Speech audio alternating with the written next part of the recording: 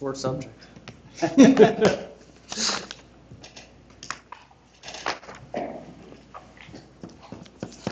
Ms. Pally, we're live.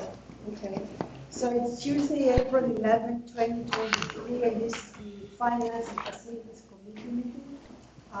Please state your name and position, starting in my left. Ed Tate, School Board. Carl Hogan, guest speaker. Steve Nomas, School Board. Michael Roosevelt, School Board. Mike Thorwood, School Board. Ed Salomon, School Board. Matt Frederickson, IT Director. Bob Hickey, School Board. Bob Reinhardt, helping out here. Anthony Raff, Consultant Director of Business Administration. Jessica Binda, Supervisor of Facilities. Andy Sanko, Superintendent. And we have Mr. Hidalgo on the phone. Okay, Mr. Hidalgo with the phone, and this is Yota Paya School Board. So we have the agenda in front of you, but we're going to switch the order. We'll talk about finance items first and then facilities items second. And from the finance item, we're going to start with A, and then we're going to go into item E, which is the budget development, and then we're going to proceed according to the order stated here. So we start with the audit presentation for 21-22, and this is our guest speaker here, Mr. Hogan. All right, so what I've done here is we finalized the audit last month. What I've done is I just picked out a couple pages just to kind of highlight tonight. So if anybody has any questions, this should be very all familiar information to everybody. June 30th, 2022. So I'll be brief. If anybody has any questions or needs me to highlight further, just let me know. Obviously, the most important thing, the reason why you're hiring us, independent auditors report on pages 1, 2, and 3. This year we have a brand new independent auditors report. Besides it being a half page longer, they kind of changed the format, added some additional information to the independent auditors report.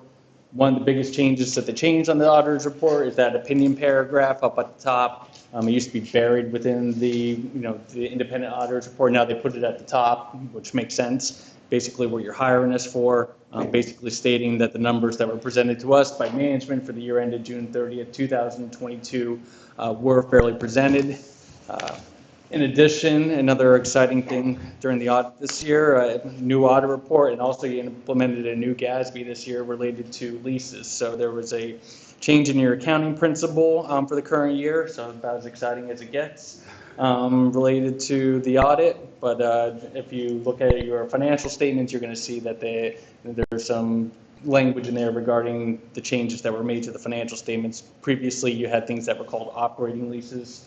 Now we're needed to recognize those leases and the asset associated to, right to use asset related to, for example, your bus depot. So previously, now we have to put that on as a right to use asset, and then we're depreciating it and then amortizing it over its useful life, in addition to recognizing it as a liability and as that's paid down. So just for example, the other big change of the industry. Real quick, the liability in that asset's on the entity-wide perspective, it doesn't affect the fund level statements that these guys look at all the time. Correct. So that affects, there's dual reporting within the financial statement. So we have the modified accrual, which you see on an annual basis, which is, basically revenues in, expenditures out, current assets over current liabilities. And then in addition, there's another section of the audit report that shows things at a long-term perspective, that shows your capital assets, the depreciation of those assets, long-term liabilities, your debt, et cetera. So that's what that's impacting. So it does not impact, when you're developing your budget. So when you're developing your budget, you're still only budgeting what your annual payments are for the bus depot, et cetera, on the modified accrual. So, okay. The other big change is on page 2, auditors' responsibilities. Our responsibilities haven't changed. They've always been the same. What they've done now is kind of, outlined what our responsibilities are in those 5 bullet points up there. So, even though, our responsibilities haven't changed, they've just changed the auditor's report to make it more explicit and to define them within the auditor's report, where previously they were just implied. The rest of the auditor's report is basically talking about what responsibilities were taken for the financial statements, the required supplementary information. I encourage everybody to read the management's discussion and analysis. I don't have it in my presentation tonight, but it's on pages 4 through 15. So if you're not going to read, I think the document's almost 70 pages long. If you're not going to read the whole entire document, I encourage you to, read management's discussion analysis. I think management does a good job. Bob did a good job formatting in the past. Tony rolled it forward. I think it's some really good, in a really good format to kind of, give everything a nice, concise brief, but gets to the point, related to the financial activities for 21, 22. And then the other information on page 3 is basically other sections of the audit report that we are taking responsibility for, consisting of some binding schedules and schedule of expenditures of federal awards. The first audit statement that I'm going to go over is the budgetary comparison statement. So this is part of the required supplementary information that we just talked about.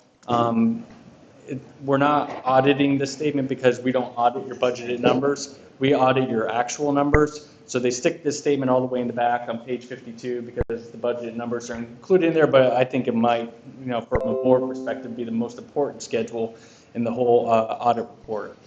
So finally, during 21, 22, we finally have a little bit of a normal year. If you remember in the presentations the past 2 years, 19, 20, the last 3 months were a little, wonky in terms of you didn't have it, so you had some big budget fluctuations on the right side. 20, and then when you had the next year, 2021, there was an anticipation when you put the budget together, hey, we'll be back in school in September, and then you weren't back in school in September, so you had some big fluctuations on the right-hand side. So this is more of a normal year in terms of your, putting out a budget and it coming to fruition year over year. Things that were different and that you're seeing across all the school districts predominantly is that local source revenue up at the top. The local source revenue being more than budget. I mean, when you're looking at $2 million, it's $8 million, but what you're going to see here is that across all the school districts is the fact that earned income taxes, realty transfer taxes, it's those revenues that you have to budget conservatively, and I think the district has always budgeted conservatively, especially with earned income taxes. You just had a really good series of years where that's come in better than budget. So those local source revenues, what I'm telling everybody is that, hey, this is just a one-year kind of thing, one-year windfall in terms of those local source revenues. And, I imagine we're going to see a trend back maybe a little bit, but who knows in terms of those revenues moving forward. In terms of the state revenues and the federal source revenues, you pretty much know what they're going to be on an annual basis. But overall, when you're talking about $250 million and $10 million or better, I mean, you're not talking about much there in terms of that. Expenditures were budgeted at about about the same thing, about $250 million. You had some budget transfers during the year over year, but if you look on the right-hand column over there, you're going to see these are the things that you control, and the variances aren't as big year over year. Your biggest variance there is you're going to see you're going to have a little bit of an overexpenditure related to your student transportation services. A lot of that had to do with there were some there were cost increases during the year that weren't planned at the beginning of the year when you put the budget together for 21 and 22. And then down at the bottom, you have the other financing sources and your uses. And you're going to see your biggest difference there is your transfers out. You did some budget transfers, and you actually, you have your school district for many years now has been doing a capital improvement program throughout the whole district. And the fund balance that had, grown over the years, you actually transferred that money over to the capital reserve fund to help subsidize those projects during the current year. So you're going to see you transferred over $42 million over to the capital projects fund and some of your non-major governmental funds for your debt service fund in the current year. And we'll kind of go over that when we look at some of the other statements. So you can see at the beginning of the year, you have budgeted to use $1.3 million of fund balance as part of the budgeting process. You actually used 12.1 because of, transferring over unbudgeted, accumulated fund balance, and you didn't budget to move that money over at the beginning of the year, and you made that subsequent. So you actually used $12.1 million of fund balance, and which was a negative variance of, $10 million. At the beginning of the year, you had $31.8 million of fund balance, and now you have 19.7. So it's just basically a shift from column to column, fund to fund, and we'll see that on a different page. But this is just a perspective from budget to actual and the variance on the right-hand side. So any questions, concerns? So it should be all familiar. The next page is the same information that we just went over. Oh, no problem. There's that general fund information we saw on the right-hand side, but now we can see the movement of that money from the, from the general fund over to the capital projects fund and your non-major governmental funds. The biggest piece of your non-major governmental funds being the debt service fund and the money moving over to there in terms of before you were budgeting your debt service within general fund, and then halfway through during the year you made a debt service fund, and those payments are being made through the debt service fund. So the money moves from the general fund to the debt service fund, and then the subsequent debt service is paid up there at the top. But the biggest move there is the transfers in to the capital projects fund. Now, your capital projects fund is made up of two pieces. I didn't put this slide in here, but your capital projects fund is made of your capital reserve fund and your capital projects fund being your bond proceeds. So within that fund, the $44 million, some of that is related to remaining bond proceeds for projects going on, and the other piece is related to the capital reserve fund. So that $23 million that's moving over, that's going into the capital reserve fund for future projects or to subsidize existing projects going on. Next slide. So we just went over the ins and we went over the outs for the year in terms of what your revenues were, what your expenditures were. Here's your balance sheet as of June 30th, 2022. This is as of picture in time what your assets were and your assets over your liabilities, and the excess of those assets over your liabilities being your fund balance. So as you can see up at the top, your assets within the general fund were predominantly cash and investments, almost $60 million. The other biggest assets you have are taxes receivable, in addition to amounts due from predominantly the Pennsylvania Department of Education. Pennsylvania Department of Education works on a reimbursement basis, so you incur expenses during the year and then they reimburse you. So there's some year-end activity that you incur that don't get reimbursed until after year-end or shortly thereafter year-end. Your total liabilities were $52.8 million. Your biggest liabilities being your accrued salaries, payroll, withholdings, and benefits. There's a timing issue there in terms of when certain benefits are earned and when they're actually paid. And then the due to other funds is the amount that was paid over that $22 million that we just talked about related to that money that was moving over to the capital reserve fund. So that decision to move that to the capital reserve fund was made after year end, so the physical cash was then subsequently made in the next year. So as you can see up at the top there in that capital project fund, you have an offsetting receivable. So after year end you decided, so you wanted to show it on the financial statements, but you couldn't physically move the cash until which is moved after year end. So this is a way of capturing that activity without moving the cash as of this point in time, because the cash is what the cash is at year end.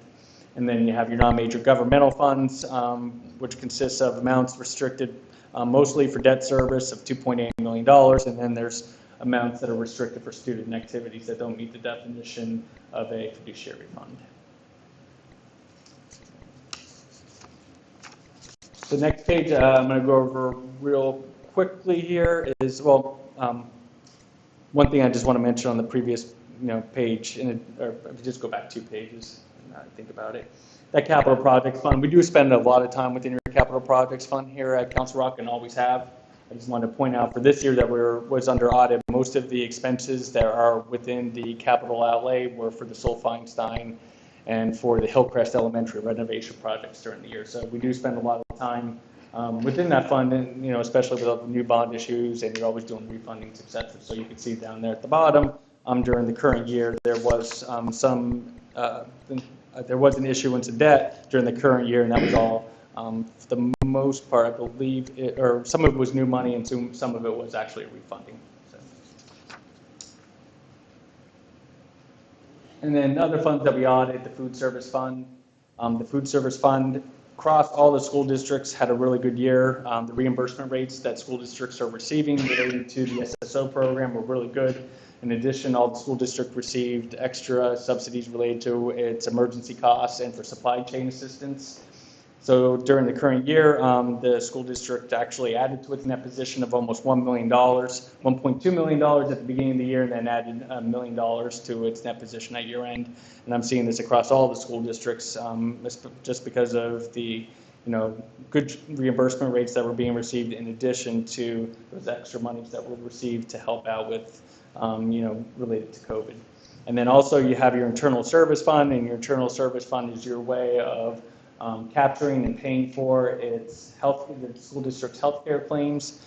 During the year, how this works is you budget an amount within the general fund, and the general fund pays the internal service fund, and in turn, the internal service fund pays the actual claims. For the year ended June 30th, 2022, amounts budgeted within the general fund were $26.5 million and charged to the internal service fund, and then the actual claims were less than what was anticipated during the budget process. So we actually had a positive net position change within the internal service fund of $2 million. I'd like to just add, it is not just revenues coming in from the general fund. It's not a transfer from the general fund. It's also contributions from employees and retirees and things like that. So there's other sources in there, and that's why it's excluded from the general fund, because you want to account for both sources in a fund. You don't want it commingled in the general fund. I just wanted to make sure Yeah. the board had heard that. Yes, there are other, a lot of it is, but also the employees do have the proportionate share that they need to pay too, and needs to be accumulating within that fund as well. And then the next page we have here, I thought I'd just highlight, here's all the debt. You know, the district is constantly looking for opportunities for refundings. You know, they're not as, plentiful as they used to be, but in addition, there is also debt that is being issued on a regular basis to keep on funding your capital improvement project. You did have two issuances in the current year, 2022 and 2022A. 2022A was a new issuance, which is not there, but I just want to make sure that 2022 was shown on there. You took advantage of a refunding opportunity, almost $1 million of savings there year over year. And then as you can see on the right-hand side, you have your maturities and how they're going to roll throughout the years. Usually they're about the same every year. You have the current year, 2023, you had a little bit related to the savings of the refunding. Then it went back to the 19 million, which it was. And then I'm not sure which issuance it is, but I know you're constantly issuing, bonds to get it back up to there. But I think one of the issuances falls off, and then when you issue the new debt, it'll bump back up towards the 19 million or so that you had previously had. And then finally, the last page, the second most important page that's not numbers, is the summary of the findings and question costs. As I talked about in the independent auditors report, we have an unmodified clean opinion. There was nothing that we related to significant deficiencies or material weaknesses that we need to report within our audit report or to the board. No instances of material noncompliance. Also, we're required to do what we call a single audit because we receive in excess of $750,000 in federal awards. So for the current year, the major federal awards that were audited were the Child Nutrition Cluster, in addition to the Education Stabilization Fund, or the ESSER funding. We're required to audit the ESSER funding. It's considered higher risk, and just because of all the extra money that you received for the Child Nutrition Cluster, that also qualified as a higher risk program, and there were no issues related to that as well. So that's it. Are there any questions? I would just like to state, thanks, Carl. I've worked with Carl for many years. I still think your financial statements are the best I've seen in my long career. And I need to tell you that when Tony got here, we were partway there for the audit. We did a lot of the field work and things like that to get to Carl, but he really got it to the finish line, and he had to do that in a swift way.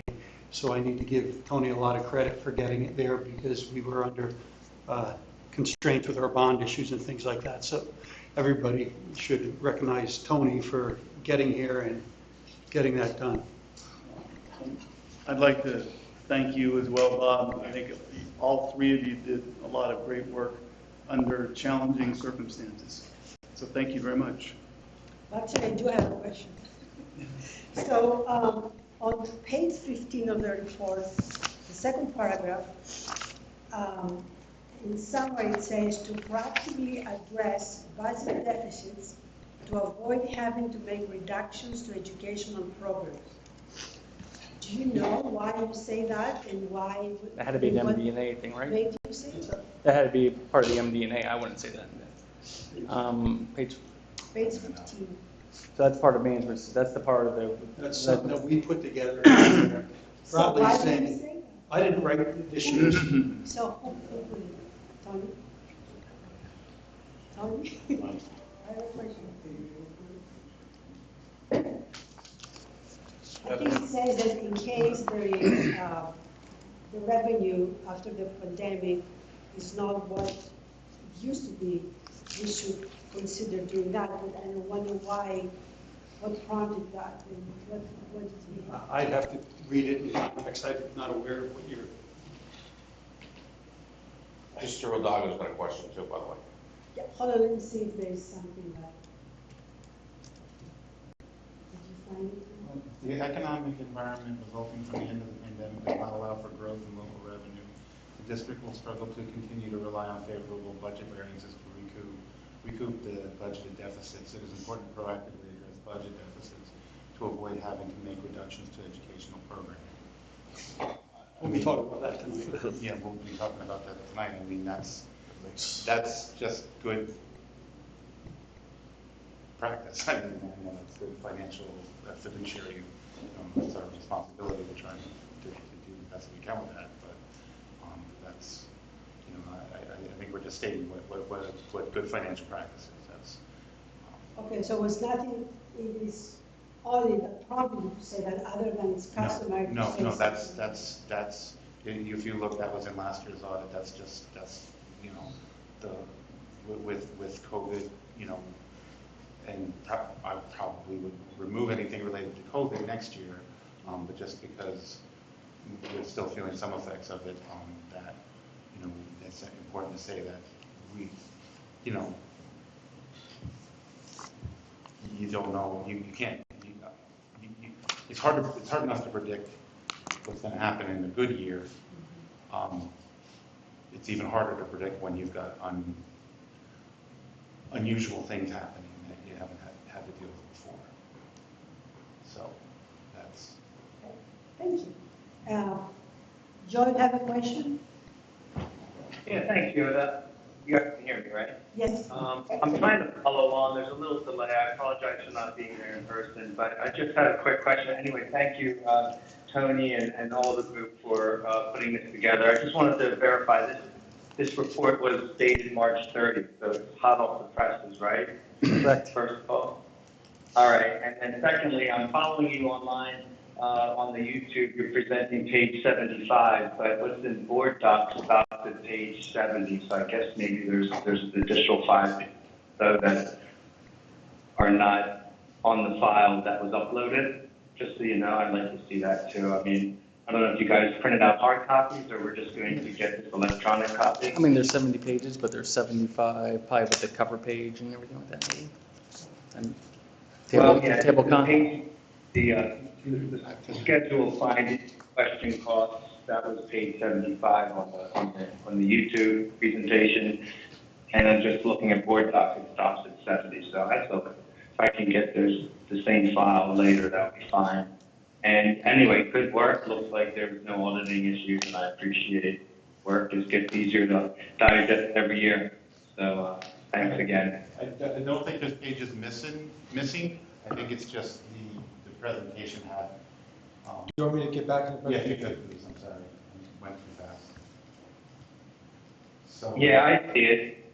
I see that actually the page numbers are just different, so that's fine. I got it. It's just. Yeah, it's 70 on the bottom of both, but it's 76 on the PDF. Okay. It could just be my eyesight too, unfortunately. I feel you. All right. Sorry about that. Any other questions? Thank you so much. Thank you, Carl. Yeah, we appreciate it. Thank you. And the next one is the 23-24 budget development update. So who is going to? I couldn't stand not being here. So I thought that I'd agree to come back and speak on this. Actually, I just want to bring up everybody to where we are today. As you know, I've been here since last June or whatever, and I've been going forward and saying I'm going to do this and I'm going to stop. I'm telling you it's my last board meeting, and then I'm going to do this, I'm going to stop. Well, it ended up that 2 weeks ago, I said I was going to stop. We had just gotten these salaries done for the budget and everything. Tony then was digging in, and he found where the 300 and 900 objects, which is everything other than salary and benefits, things were missing in there, and he and Andy, Dr. Sanko, talked about having a higher deficit than we thought we would in our first look. Andy and I had spoken, and I offered to come back to help out, just because I've been through a big deficit before. Not sure this is going to turn into a big deficit.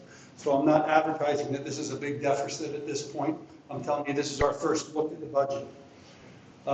So I came back yesterday, today, and we've been working diligently in looking more detail into the documents and everything. So tonight's going to be a cursory review, and we're going to talk about issues, and we have three issues that are big issues that we need to show you. We are then going to continue to work and ask if we could meet again on April 27th. And at that point, this is going to be the administration's budget to hand to you and say, this is where we are so far. Right now, I don't believe where this here has not had the proper administrative review. There are things in here that, as we see now, saying, if this would have been done in January, February, with a business manager there, I wasn't working the hours I had to work, you guys knew that, and so we're against the 8 ball a little more than we should be because of, turnover and everything. So where we are today, I'm going to show you where we are. Again, this is a first look. This is not like the administration's handing it over to you and saying, this is as far as we got, and now we have to make decisions. This is, guys, we want to make sure you get in the game, but we're not ready to really play the game, I guess. So budget effects of the pandemic are still happening. Inflationary pressures everyone's hearing about. They've hit us with wages, and we'll talk about that with our contractors. CARES Act funding winding down. I wasn't here over the CARES Act, but I understand it's considerable money, and we've been using it quite a bit for the last 3 years. It's dwindling down. We no longer have it, so you could consider there could be a little bit of a cliff there. Continue to budget conservatively to ensure future financial flexibility.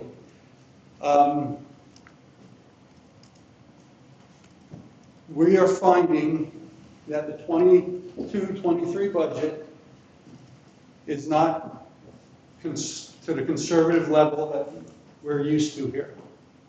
And there are some issues here that are going to be moving us forward that we need to correct in the 23-24 budget. Okay? Adjusted for mandatory services with increasing costs, and that's what's going on. Okay, here we go. First column is the 21-22 actual. That is the year you just saw. And we didn't have a deficit of $13 million. We moved $22.5 million over to the capital reserve. So this is not assets leaving the district or anything. We moved assets over for capital needs that we have. Still think that's fine what we did. We can talk about that, but I still think that's fine. And you understand if we'd ever need to move it back, we'd be able to. 22-23 budget. We used about $600,000 of fund balance to balance the budget. No big deal, not a big deal. If these were budgeted conservatively, we'd be moving forward to the next year and everything would be good. 2023-24 budget, you'll see 257. That's without any millage increase in taxes. Okay? So that is not putting anything in and assuming anything. That's without any tax increase. Salaries and benefits up to 199, 2.93%. When you look at 2.93%, you think, oh, that's good, maybe not so good. There are extra positions in there, retirements haven't come out. That number is going to be closer to 1.5% or something once we're finished with it. Okay? Salaries and benefits aren't where any issues are. Now you look at the 300 objects, and it went up 15.11%. That's where our concerns are. That's what has developed the problem we have now. Total expenditures, 273 million. It brings us up to a deficit of $16 million. It's striking at this point, but I will tell you, on the 27th, you're going to see that down with moves that the administration will make before you really see the number. I can't tell you where it's going to end up. I do still believe we're going to have an issue, a budgetary issue, but it's not this issue. This is the real estate taxes. Our budgeted assessed value is 177. Well, that's the. No, I'm sorry. That's the actual real estate budget, tax budget, and that's at the current millage rate of 134.4673 mils. With our current assessed value and our collection rate, every mill we increase is worth $1,273,000. So if we increase taxes 1% or 1.345 mils, that would be a $1.7 million increase in our budget. Does everyone get that? 3% would be 5.1 million. Maximum increase of 4.1, which is 5.51 mils, would be $7 million. Okay? You look at 16 million, you look at 7 million, even if you could do it, it's imbalanced. So the three areas that we found to be significantly needing adjustment in the 23-24 year is transportation, third-party substitutes, and contracted increasing custodial services. We're going to go over each one of these to a level that you're going to understand it better, but it may not be the level you want yet, and we'll have to do some more work. I brought a last slide down to Matt today at 6:45. So we are working on getting these numbers together. So for transportation, I just want you to look at where, so we can't even look at 1920 or 2021 because they're so low from the effects of COVID that they didn't factor. So we'll look at compare 21-22, last year that we had first student, to 22-23, where it was our first year with Durham. So in 21-22, the budget was 10,281,000, and they actually spent 12,296,246. Part of that was due to the labor shortage as far as getting drivers and having to have other third-party vendors, but also part of it was increase in routes, not increase, but increase in the cost of the routes.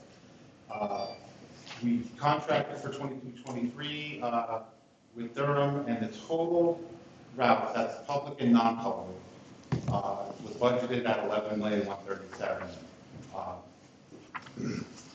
As of the end of February 2023, which is how far we've been billed, the amount spent was 8,935,000. Extrapolating that out to the end of the year, with we got March, April, May, and half of June, we're looking at about $13 million in transportation expenses, and this is just for transportation to and from school on a daily basis. And so that's what we're projecting at year end. And just to give you an idea, looking at the actual amounts pre-COVID, was about 9.5 to 10 million annually from like 2016 to 2019. So that's where we stand. We're working on this. We're just trying to figure out if there's anywhere we can save money, what we can do with that, and work with the organizations. But I will tell you, with the contract, we're most of this expense. There is some extra expense related to some routes that are still not able to be filled because of inability to get drivers. But we, you know, this is a lot of, you know, the contract, the contract process as far as spending. And, if you look at the budgets, I don't think we've been budgeting where we. May I, before we move off the side, 2 questions. One is, we have a contract with Durham. What does the contract say we're supposed to spend this year? Well, the contract's based on an hourly rate. So the contract is that we pay $500.13 for every hour every 6 hours of driving. So based on, you know, what our routes are and what we have to do, it's, you know, that's you know, where we're at. And, you know, we're constantly looking for efficiency and try to do that, but that is another difficulty in trying to be as efficient as we can when we are short drivers and Well, and that was my next question. I thought we had built into this contract, when routes weren't run, we could claw that back. What I'm hearing is that's not true. Like that we're contract. only paying for the routes that we do. I think he's talking about stipulated damages somehow. Yes. Yeah, so there was stipulated, I've not seen stipulated damages related to that. I've seen related to propane expenses as we have stipulated damages there. I'll double check. Well, and the reason I ask, because this would be a significant failing. So if Durham wants to run 3 bus drivers and leave the other routes empty, we're on the hook to pay for that? Because that's, I mean, we're on the hook for paying for that. That can't be right. If it is, I hate to say it, we need new counsel, because that shouldn't be that way. I mean, we contracted a finite number of routes. They're not delivering, and we're paying for it. That you see where I'm going? That's a serious problem. Yes. And they are trying to. Yeah, but they've been trying since they started. I don't care anymore. I don't care. So that's not our problem. We contracted someone to provide services and they're not, and that is a problem. It is hard to decide. It might cost us the same amount to have them fill the routes, but it would be easier to do with fish. And last question, and I'm sorry. Was that budget of 11 million even remotely accurate? Based on the prior year, I would say no. Yeah, that's. Based on the prior year and the contract, I would say. I think that it's better to finish some of this and then we ask a lot of questions, because I'm sure everybody has questions. And also, just to remind everybody, this is the first look, and the administration will go back and refine these numbers. So whatever we see now there may significantly change, and I'm sure part of the review will be looking at the contracts and really what is happening there. So the 13 point whatever million maybe end up being something very different after the. That 13 million is actually almost identical to what's in the contract. That So number the contract was 13 and the Yeah. price is 11. Yeah, but we didn't budget for it.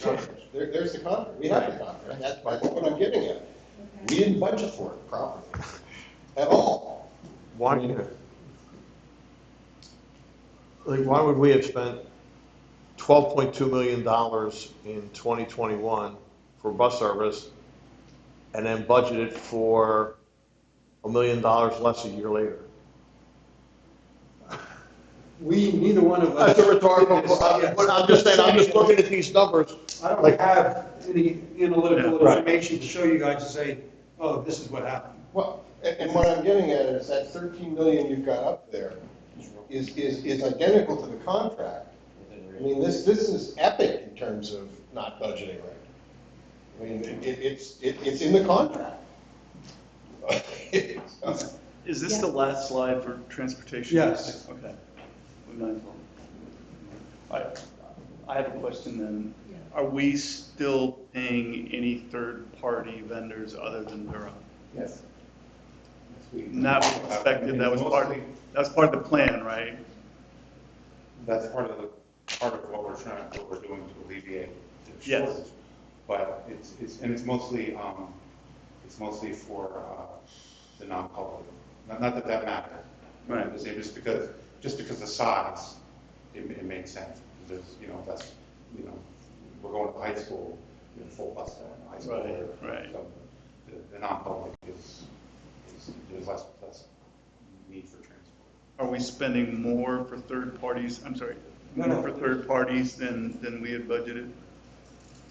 I think our budget's combined. Yeah, that's budget. I thought so. There was no separate budget for third party, and it was all. Of course, right, This right. is just daily transport. So, if there's a third party vendor that does daily transport, it goes into this account, into these accounts, whether it's public or non-public. It's actually two accounts, public and non-public, for purposes of this slide and purposes of their contract with Durham and last year's contract with for the students. They're combining these numbers. Sure. Mrs. Sullivan? So I was just going to piggyback. So the numbers you're showing up there is all-inclusive transportation.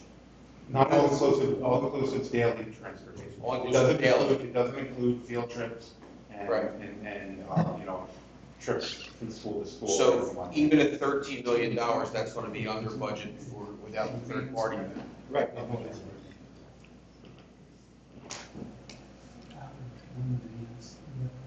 Yeah. It does not include that. Yeah, I just wanted to. Yeah, so according to the budget from Durham, they're supposed to be between 13.6 and 13.8. That's just Durham. So our third party's not even in the mix. Only budgeted 8. Do we, if you have, do you remember when the contract was signed with them? Was it before the budget was finalized or after? I'm looking at emails from March of last year. It was in, Right now, 1339 is Durham and any second party or third party vendor that we use to do a daily transport. So do you know what those additional, outside of Durham, do you know what we're paying? And you don't know it now, I know it. I've done the spreadsheet. I didn't include it in this, Okay. but like it's mostly non-public, which is about 700,000 of that, and then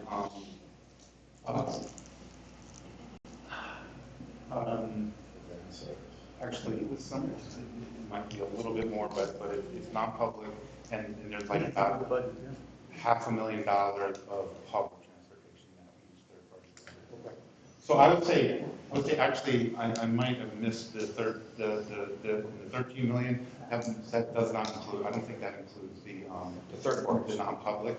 Right. So it's probably under 700,000 in there between third parties and Durham for that whole amount. Right, so there's a huge difference when you factor that in now. Yeah. Okay. And I will add, that's projected. The contract calls for 4.5% increase, 4% increase or 4.5%, and going to 24, 25 or 23, 24.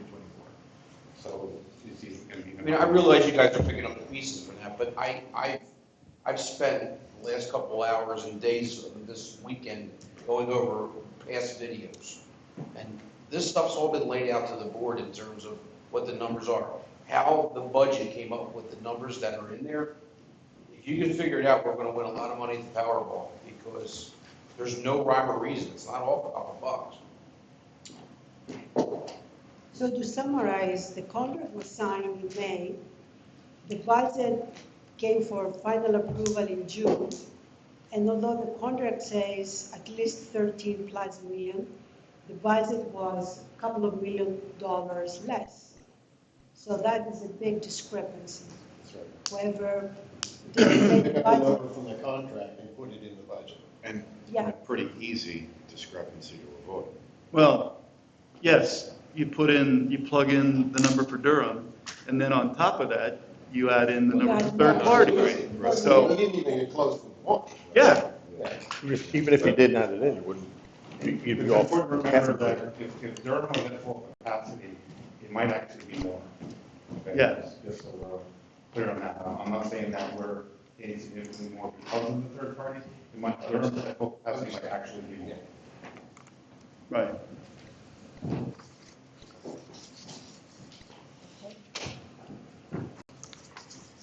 And so that affects this year's budget, because we have to adjust for that. That's going to affect our ability to have a surplus in this year's budget, because we're going to overspend that area, which we're usually used to not overspending areas.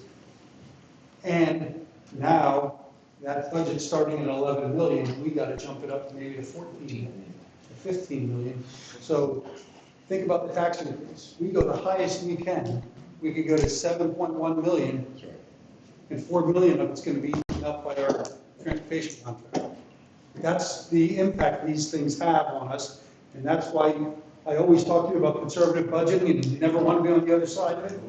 I kind of think we're on the other side of it now, and we got to fix it this year. We can't let it go to next year, because just if this would have been fixed, if this wasn't here last year, we'd be in a much better shape. But it's compounding itself now, because we have to go back and fix it for last year, plus we have this 4.5% coming up, so it's just compounding it.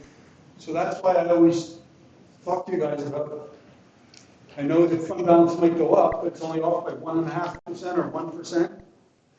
You'd rather be there than on the other side, and right now I kind of think we might be on the other side. But don't we have always some reserve for situations like that? We have $19 million to handle this, but we need to handle it and not have 19 million, but we did okay this year, but next year we're going to have another 5 million, and you can't start dwindling it because it's going to grow fast, and it's going to get out of control. And I know you must remember, Ed, when I showed you that from 1990, they increased tax 10 years for 3 years. Yep. The next year is 12%, the next year is 8%, the next year is 5%. And we used to be able to tax ourselves out of problems. Now with the Act 1 index, we can't. So we need to fix this year. Are you guys good? Or Well, understand? No, it's not good. Understand it. We were all as sick over this type of stuff as you guys. I told you I wasn't coming back. And I'm not letting these guys alone with, not helping out. This is the substitute services. Contract with ESS to provide instructional staff substitutes. In recent years, many daily instructional substitute positions were unfilled within the district and throughout the county, meaning there'd be all kinds of unfilled positions throughout the school, and people were going to have to run from one period to another to help out and everything else. It was a big problem. On January 13th, 2022, we agreed to a higher rate structure for our substitutes. This change in rates have greatly increased the availability of instructional substitutes, resulting in a much higher fill rate. If you look at this, 2001, 2002, you will see in August, September, we had a 92% fill rate. This year, we had a 98% fill rate. And you can continue to go down, and you'll see October went up 25%. We alleviated the problem we wanted to alleviate. Do you remember the fill rate problem and everything going on in the buildings, that they're uncovered classes and everything like that? This shows that we've alleviated the problem by increasing the prices. That's the supply and demand thing. However,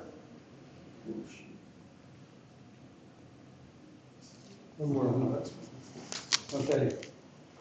However, this year's budget was $1.5 million. To date, we spent $2.2 million. So currently, we're overexpended by $700,000. Plus, we think we're going to spend another a little over $800,000 to be about 3.1 million by the end of the year. So we're going to be overexpending this account by $1.5 million. Okay? So it alleviated the problem with the rate, and now we only got 60% of the subs filled in time, so we have to pay for, I'm going to say this is a number that might not be right, 50 subs, but now that we are at 98%, we're paying for 98 subs each day or whatever it is. So the prices went up, plus now we're paying for more because we're getting more people to sub, and it has corrected the problem at the schools, is my understanding from Christine. So, looking at that this year, this is again going to be overexpended by that amount of money. So now you take the budget in the 23-24 year, and we have it at $3,123,000, but we're increasing it from 1.5 million to an additional 1.5. So it's going up 100% to pay for this. Things we can do, we could bring the rates back down. That's going to create less cost, and we're going to get less subs, and it's going to create building problems. So there's going to be an offset on what we need to do, and these are discussions that we have to talk to decide what we believe is the prudent way to deal with this. You understand this one? May I ask a question? Yeah. So last year we were presented with the original budget in 2022 was 1.299985. We actually spent 1.415650. So this year's budget, we budgeted 1.58. So now you're telling me we're at 2.26 so far. so far. So we have a heck of a lot more people not in work on a daily basis. I will The tell you, rates have stayed the same. What's the rate of the need? I was trying to summarize everything, but the bills are, there's different rates for different things, so I couldn't get it done today. You would have seen that. So back in 2018, our fill rate was $1.13 million in the budget. So now we are up to whatever it is. It's actually 3.1. 3.1. So in the course of 2018 to 2024, we're almost we're quadrupling our sub. Right. Online Cost. Paying more. I can analyze that. So obviously we're paying more, we know that because that we were in COVID, but, And more. but my question is, we have that many people out of work, calling out of work on a daily basis, that we are using that much sub. It's not just call it, so there are. Well, there's IEP meetings and other things, I get that, but that's the way there's ways of covering that, especially when we have people that should be teaching that aren't. That's a huge number, and if that's going to continue to grow, I asked last year that we'd have that conversation about dropping rates. And that's not my concern. My concern is the amount of people that are not here every day. I don't get the numbers. I have the What I numbers. from last year. understand is the absenteeism didn't get greater, but we're filling more of the absenteeism. Well, then I want that explained. Okay. That's what I've been told. You I can bring the have HR numbers. I director tried to into put that it together today. I couldn't get it together today. That's okay. That's more HR. Yes, Yes. Yeah, so the numbers on the absenteeism is something that we want to see, right? Is it From year is to year. absenteeism going up because of this? Is it more? Right. That's I the don't question. know. Mr. Hidalgo interrupted you, he has a question. Yeah, thanks. I was listening to when you're saying 98% fill rate, and that's due to the fact we're paying 200 an hour or whatever it is, per day, daily, should I say. What I'd like to do is compare that to like other school districts, what their fill rate is that are at a lower, in more standard medium, because some of it might just be coming out of the pandemic also. I mean, I know the money's incentive, but I think we do have to seriously look at the costs that we're contributing to a daily rate there. I was involved in this rate discussion. I did meet with Christine. She and I went over some things, and I'm really explaining to you. I tried to figure out, but I just didn't have time to do it. Because it isn't just a clean, invoice, how many subs, you have all these different rates and everything else. So it was taking me 15 minutes for every week. It's just, I think it would also be good to look at the other districts, not only their like rate, I mean the actual Percentages, right? percentages, but find out if the rates, the salary, whatever they pay, was it adjusted down after the pandemic or it stayed the same? Because we raised our rates a lot, and I don't know, maybe it's time to bring them down. That would be one of the questions. How can we, part of the administration's review would be how to fix this, right? The issue is going to be finding subs. We know that there aren't a lot of subs out there. So if I'm a substitute teacher, do I want to teach in a district that pays $50 less a day, or you want to come to Council Rock or Central Bucks and pay on the higher end of Bucks County?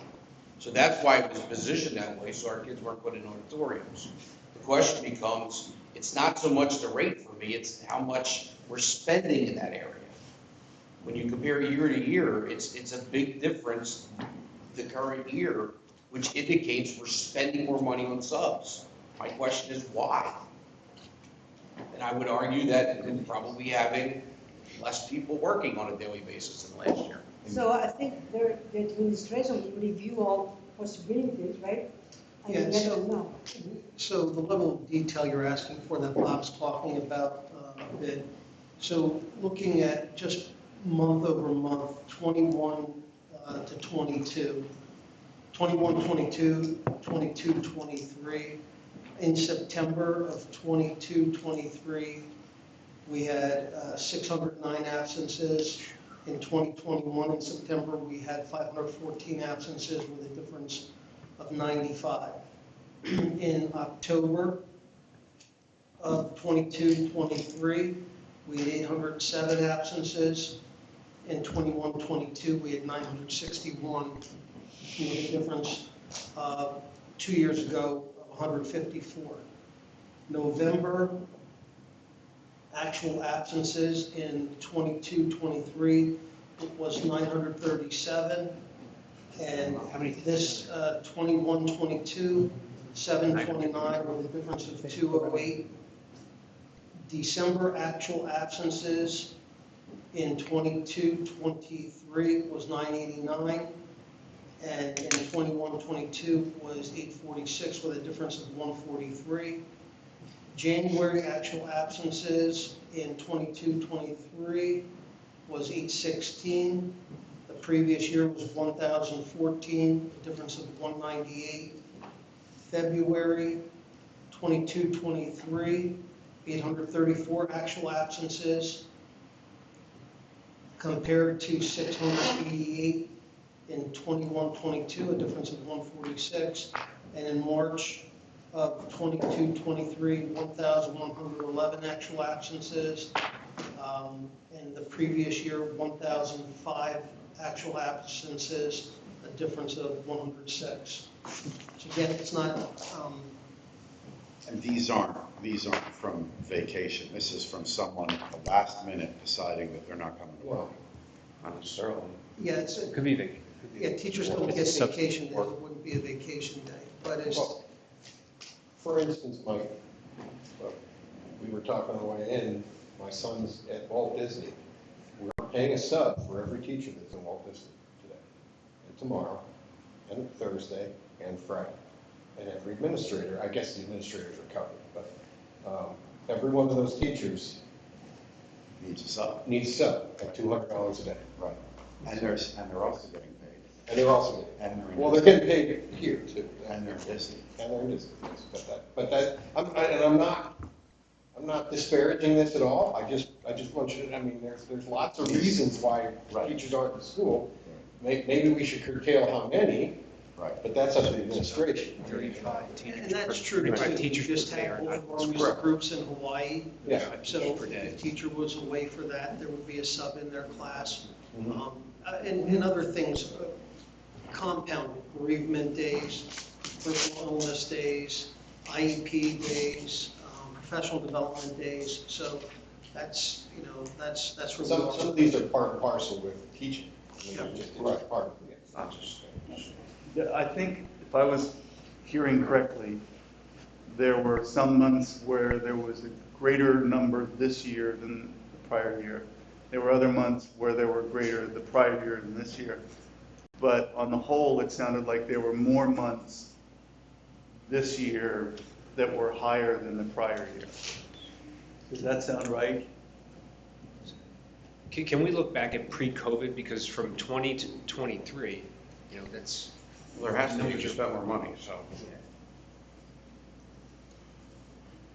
Human resources could provide a lot more Yeah, I don't analysis want you to there. read the numbers. I don't have it, I can't, I'm standing here. Yeah. 5 on the plus side and. We had, based on the months I shared with you, September through March, 1,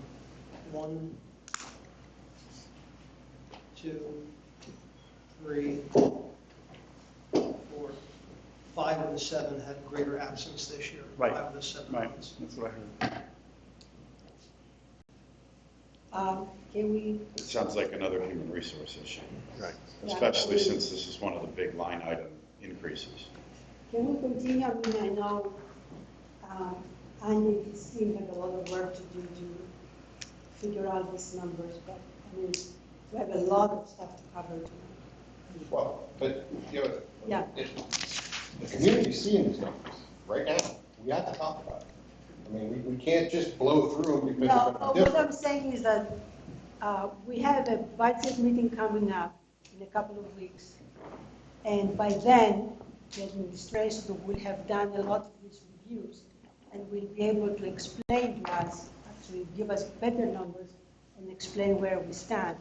So, But I mean, these we are, can talk about it, we can stay here all night and talk about, I mean, the I issues don't aren't I'm going not to gonna, change. no. These are But- budgeted failures. I mean, But maybe they will have some questions, answers to the questions that we have, right? Because, I mean, we can count days up and down, but, I mean, is it because no, I'm in agreement with rates you. are higher? And I mean, maybe you can look at all of this and tell us exactly what's happening. Well, and I think that's where Bob started and Tony started. This is a first look. Typically, before you would get a first look, administratively, we would peel things back. I think that number where we started at that 16 million, that includes both wants and needs, and we have to go back and peel some things off to get a number more reflective of where we are. But as Bob said, and Tony, when we started, we're behind the 8 ball because we should have been having this conversation in March, perhaps even February, and we just want to get it in front of you as the board so you know what we're working with. Not trying to be alarmist in any way, but being realistic about, we have a lot of work to do between now and the June 30th deadline to get a budget passed. Which is why we want to be as efficient as possible with that, because that deadline doesn't move. Right. So having a first look from this, having some questions, understanding where some answers are is valuable. Speaking of questions, I have one. It could be answered in the 2 weeks. Like, I want to know what the percentage, an average, a daily percentage of the number of our teachers and teaching assistants that are out on a day. Like I said, is 10% of our staff not here every day? Is it 5% of our staff? You're not going to get it, every month is different, but I mean, an approximate of. Yeah, and I think to answer that, we would want to break it out by way of absent because of illness, absent because of professional development, because there are a bunch of different categories. To Dr. Forward's example, our teachers who are in Florida right now, working with the kids they're absent, but that is different than somebody that's out sick. Yeah, and some of those you can plan for, some of them you Right. can't. And so that would be helpful to understand which of these we can plan for. Right, but I mean, the fact that Christine's not here to ask her directly, I'm just kind of asking you if you could ask, that's a human resources question, not an accounting question or a superintendent question. Got it. Thanks. Thank you. Can we move on? Are you guys okay? Okay, I did that already. Custodial contract, as you're gonna see, I kind of put it in the same format, but if you will, custodial contract, 2022-23 budget, 3.4 million. Actual is gonna be 4.1 million or so. It's going to be over budget by 636,000. If you remember, we went into this year and we went out for bidding of the ABM contract. And the contract started, I think it was September 1st. There were 2 months worth about $400,000 that we had to pay ABM even before we went into the new contract. What I do believe happened is this amount is somewhat of the budget that was the ABM bid. So they missed 2 months, so I think that's what happened there, or approximately 2 months. It might be another 200,000. I think that might be off by 200,000, but that's an explanation I would at least have, that there's 2 months that we had to pay in addition to the 10 months for the contract that we approved for the first year. Okay? Now we upped the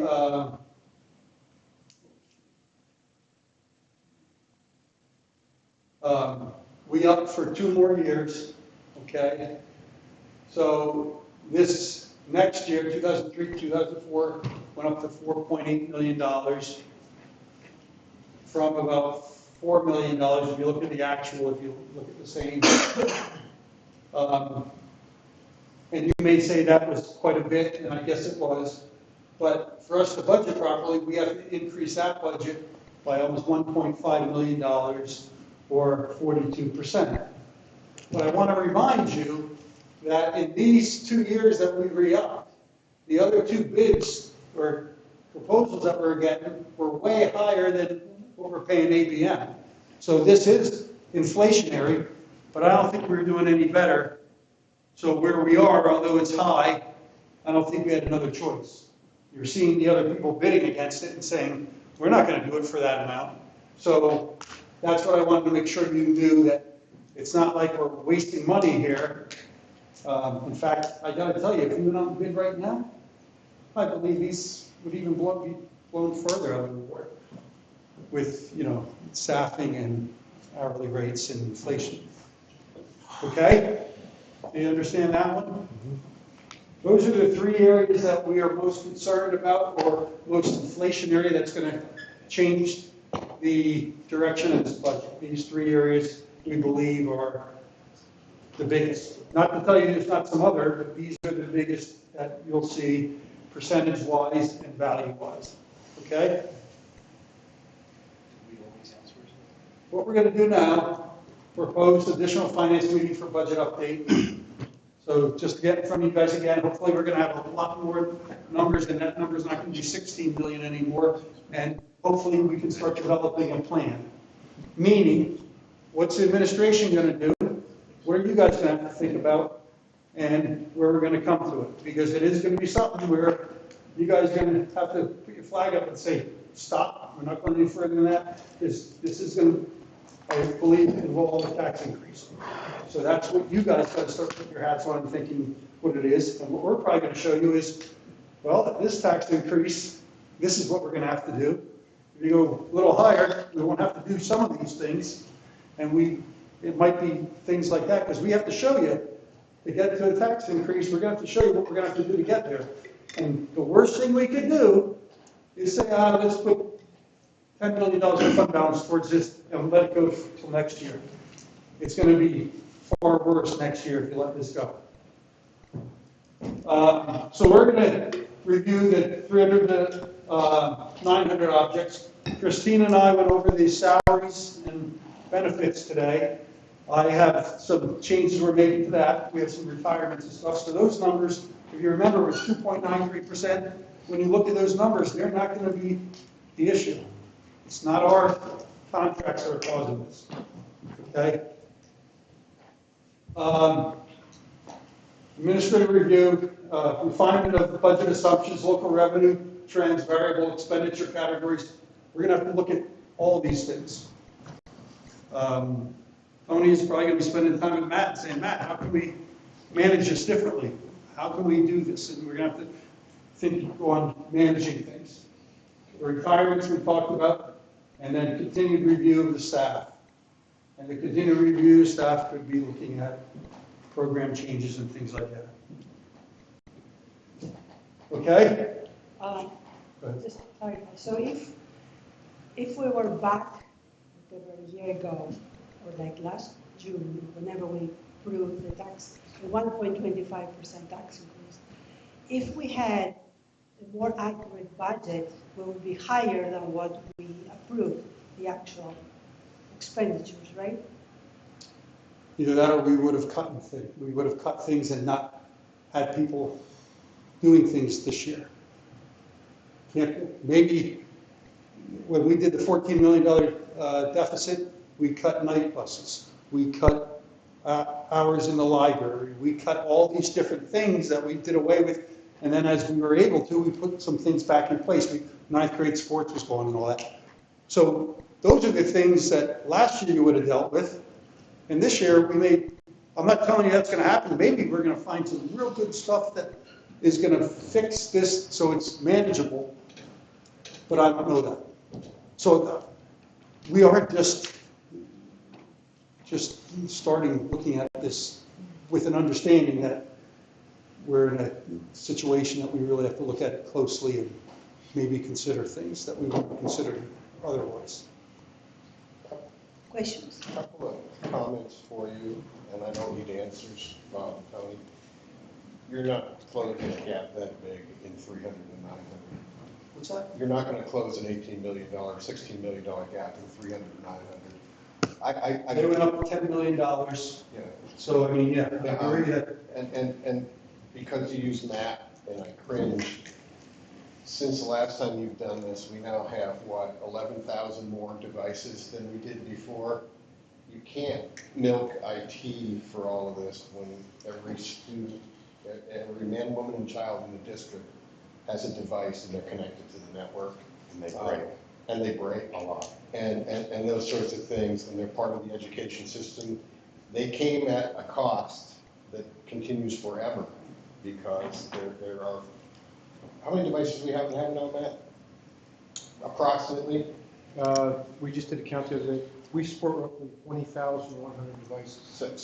So you know, telling IT to back up their budget by 50% or even 10% with that, you got to be careful there too. This administration is going to do whatever this administration does, but we bought all these things. We said they were absolutely imperative to student learning. Got to support them. And the switch gear, I can't imagine the switch gear because every one of those is internet enabled. Not a single one of those works by itself. They need the internet. All those Chromebooks, they don't work. I mean, they don't do much without them. So just be mindful of that, and then be mindful of this 300, 900 stone that we try and get blood out of every year. I've been coming to meetings since 2010 or so, and it's the same thing every year. We'll reduce paper, we'll reduce this.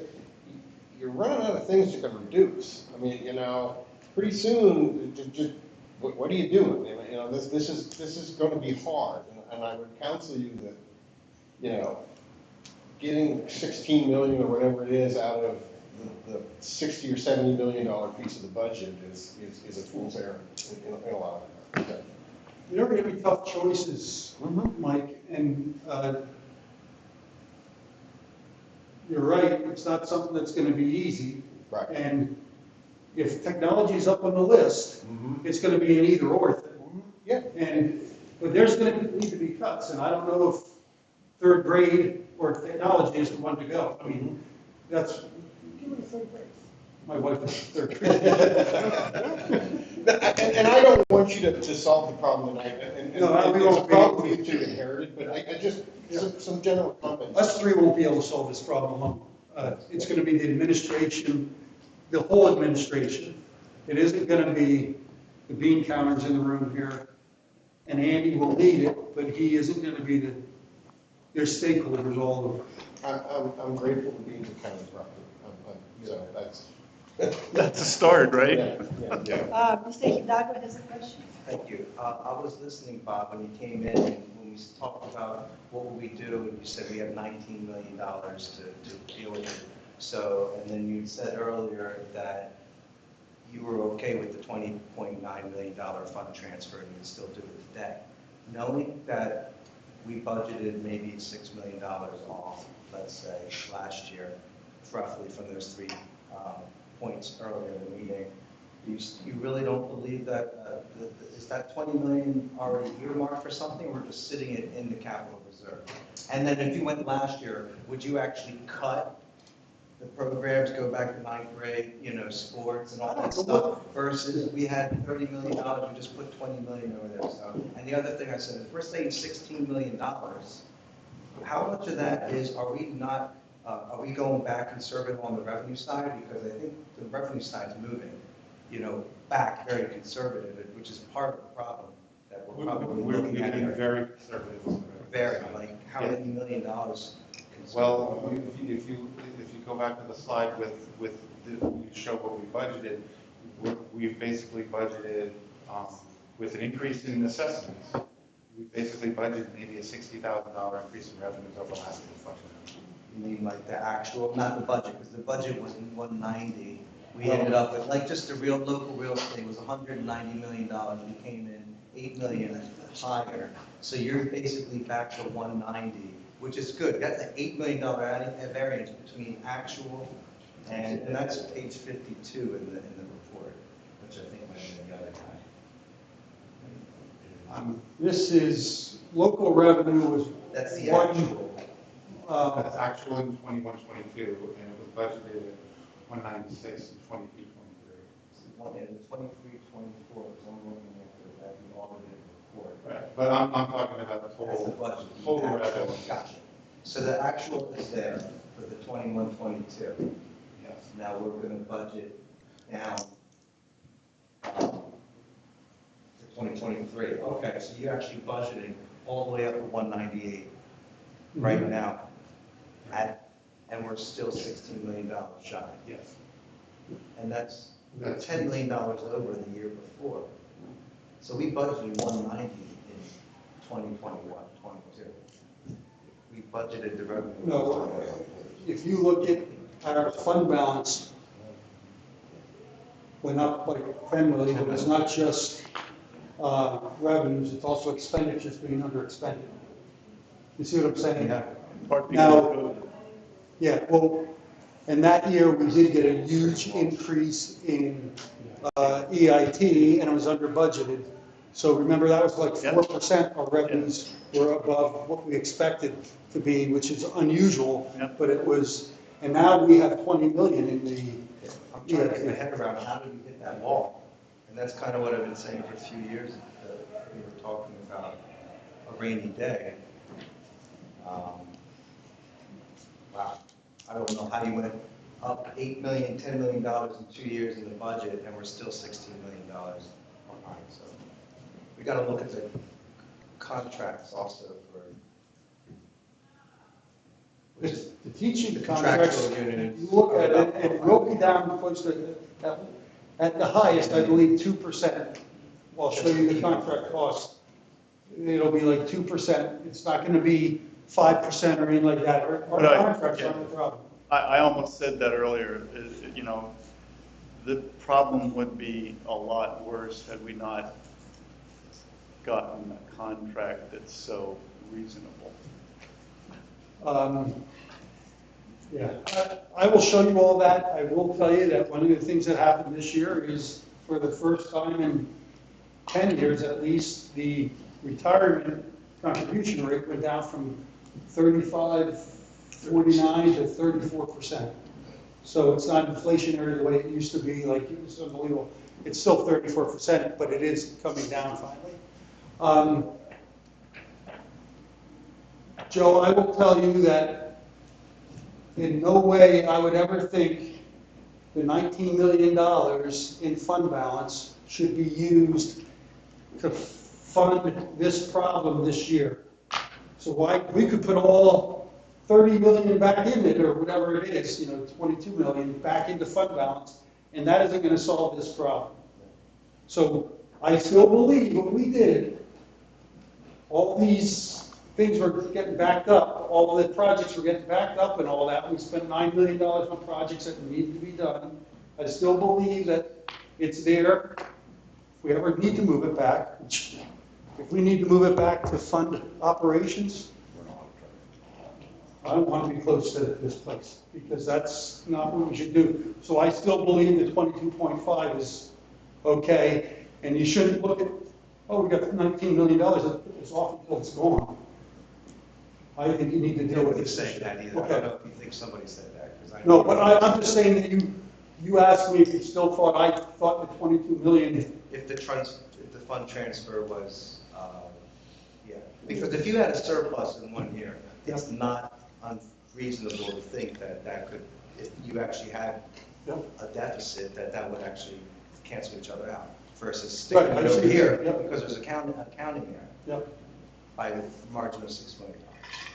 So it becomes an accounting gain. Mhm. Not that we're just spending money, it's money that really should have maybe been there had we budgeted it correctly. Could you just explain for everybody once again why we don't do that? Why it's not prudent financially to take money just to cover this budget?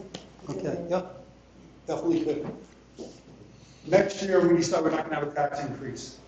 So our revenues are $10 million under what our expenditures are. At the end of the year, what happens? It's just like your checking account. If you're not bringing enough money in, your checking account, which started at, let's say, $20 million this year, we didn't bring enough in and we spent $10 million too much. Now our checking account went down to $10 million from $20 million. And next year, not going to raise taxes or do anything. And now our expenditures are $15 million higher than our revenues. And now we have $10 million in the bank. And guess what? 2/3 through the year, there's no money in the bank to pay the bills. That's why this has to be dealt with, or it's going to compound. Did I explain that okay? Yeah. It's basic financial sense, Bob, but yes. What's that? It's basic financial Yeah. sense, but yes. I guess it's pretty obvious that the 5-year budget projections that we worked on last year at the request of the board are pretty much thrown out. We're starting from scratch. This problem needs to be fixed, and we need new 5-year projections. I'm working with the company, the software company, sent them, actual numbers for 21, 22, and waiting to get they're putting it into our system. So, I definitely, before I do anything else, I'm trying to work on getting better 5-year projections for next year. I just haven't been able to get everything in. Yeah, I'm not asking for that now. Yeah. We got to solve this. We got to move forward. But there's constraints and there's assumptions that are in there that I definitely would like to make more realistic. And I don't know where they're at, but I want to, even, there's a way to fix things like knowing that this year's, the current year's budget is off. Knowing that it's off, there's things that we can do, assumptions that we can make to fix that going into those projections for looking ahead. You got just a comment? Yeah. So, thank you for this. It's unfortunate you guys got to go back and clean up a lot of bad data, but that's what makes some people better for finding mistakes. I've been saying for 2 years, and I remember the conversation I had with Mr. Hickey when he first joined the board about going through every nook and cranny in this district and finding some way of saving some dollars. I think this board has realized in the last couple of weeks, curriculum needs reviews, and so does our budgets. At every angle, put the right people in the room, think outside the box, because closing the gap is just going to get us through the year. It's not sustainable. Right. We are a restaurant that cannot offer the same menu at the same value that we've always done. But for some reason, we think we can. We can't tax our way out of it. We have to find efficiencies. And the term they're using is return on investment. What is the return on investment of many of our curriculums and many of our things that we're doing? And if this doesn't send the message, I've been saying it for 3 years, that we have to do this. We have to go in and look at everything. Everything should be on the block. It's unfortunate, but that's the world we're living in. And the next phase of contracts, whether it's personnel or our vendors, as Mr. Reinhardt said, they're going to go up. So how are we going to cover that? And Mike, you and I talked about this. When you look at the Act 1 index that the IFO puts out there, and Bob, those numbers are huge over the next couple of years. I think even if you tax at those numbers, we still don't keep our heads above water. And you're talking about 16% or so over the next couple of years. Right. You know, we're in the middle of a recession. 70% of our community does not have kids in schools. We have families that could be taxed out of their homes. They've been in for 40 years. We got to do a major rehaul of the district. And any district that's not doing this, they're missing the boat. Or they're going to be forced to swim in 5 years or less. And Joe, that fund balance, I agree. That's there. I think, to be honest, I think there's a sense that because we have that fund balance, you know, it's like hitting the credit card after you're overextended. You know, we have a luxury of nice buildings, secure buildings, and we just can't afford to do business like we have. It's not our fault. It's a little bit of everything. You gotta take it from all angles, right? Yeah. But it's a huge overhaul. It doesn't happen overnight. Closing this gap is the beginning of it. We can't stop there. It still has to work from there. That's what I would like to say.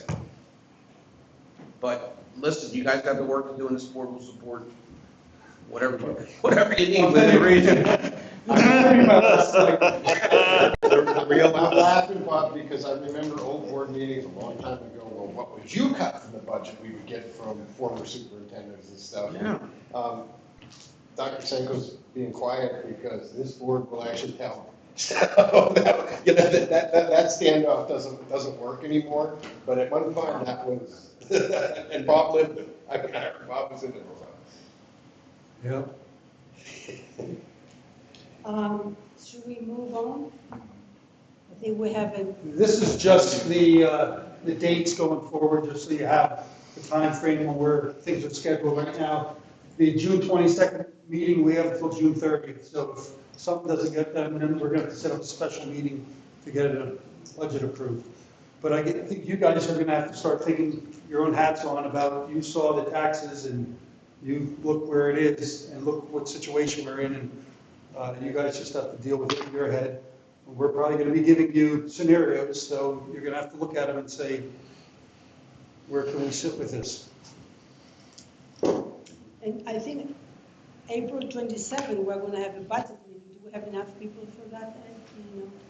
I have everybody responding yes. Okay. So there's another date of April 27 for. Well, I mean, here's the thing. I mean, we have to land the budget by the end of June. That's right. So we'll have meetings until we don't have to have meetings anymore. This has got to get hammered out. But I think the end result is very interesting and eye-opening. I got to give Tony some credit here, just so you know that he's going over this and he's the one who discovered places that he was like, whoa, I don't think this is right and all that. So he is the bean counter we need. So Tony, Bob, these problems, you got heated, they're not your fault. They're not your fault. I mean, I'm grateful you found them. So it's not something you did. So I'm grateful you found them. and he's got a great team up there. I always tell you guys that, and I really believe it. I know. And, okay, I'm done. Have a good night, Bob. Thank you, Bob. Thank you, Bob. See you guys. Nice to go with you all. See you in a couple of weeks. Thanks, Bob. So do we have to go down? See you soon, Bob. Can we finish the finance?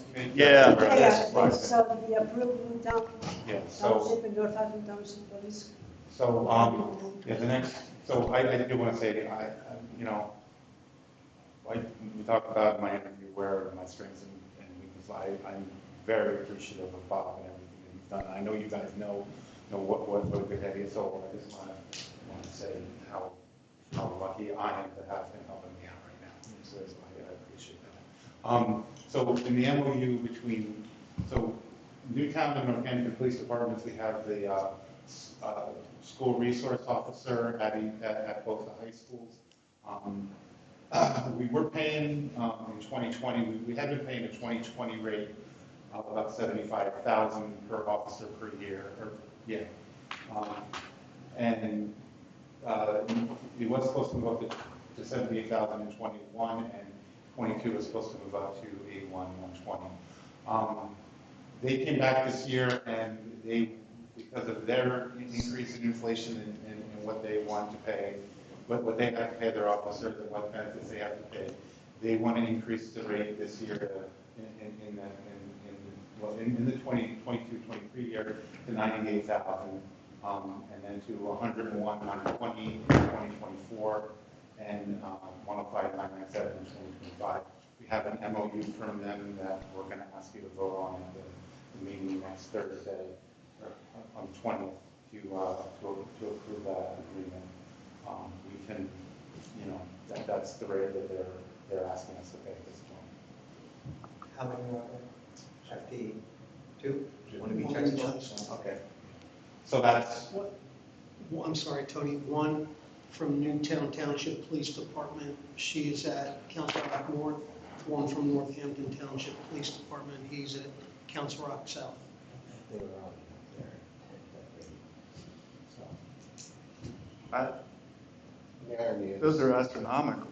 Yeah, the irony is, we pay the salaries, but we don't get to negotiate. Yeah. And that's. I feel like another taxing body's pushing costs up onto us. I mean, those are pretty astronomical increases. 40 grand total. It's a $17,000 increase from 81. I think the original was supposed to be a 50-50 split for each officer, and now it's maybe moving where we're on 50%. I don't necessarily have these numbers, like you said. It's a 20% bump. And then I think we're over barrel too.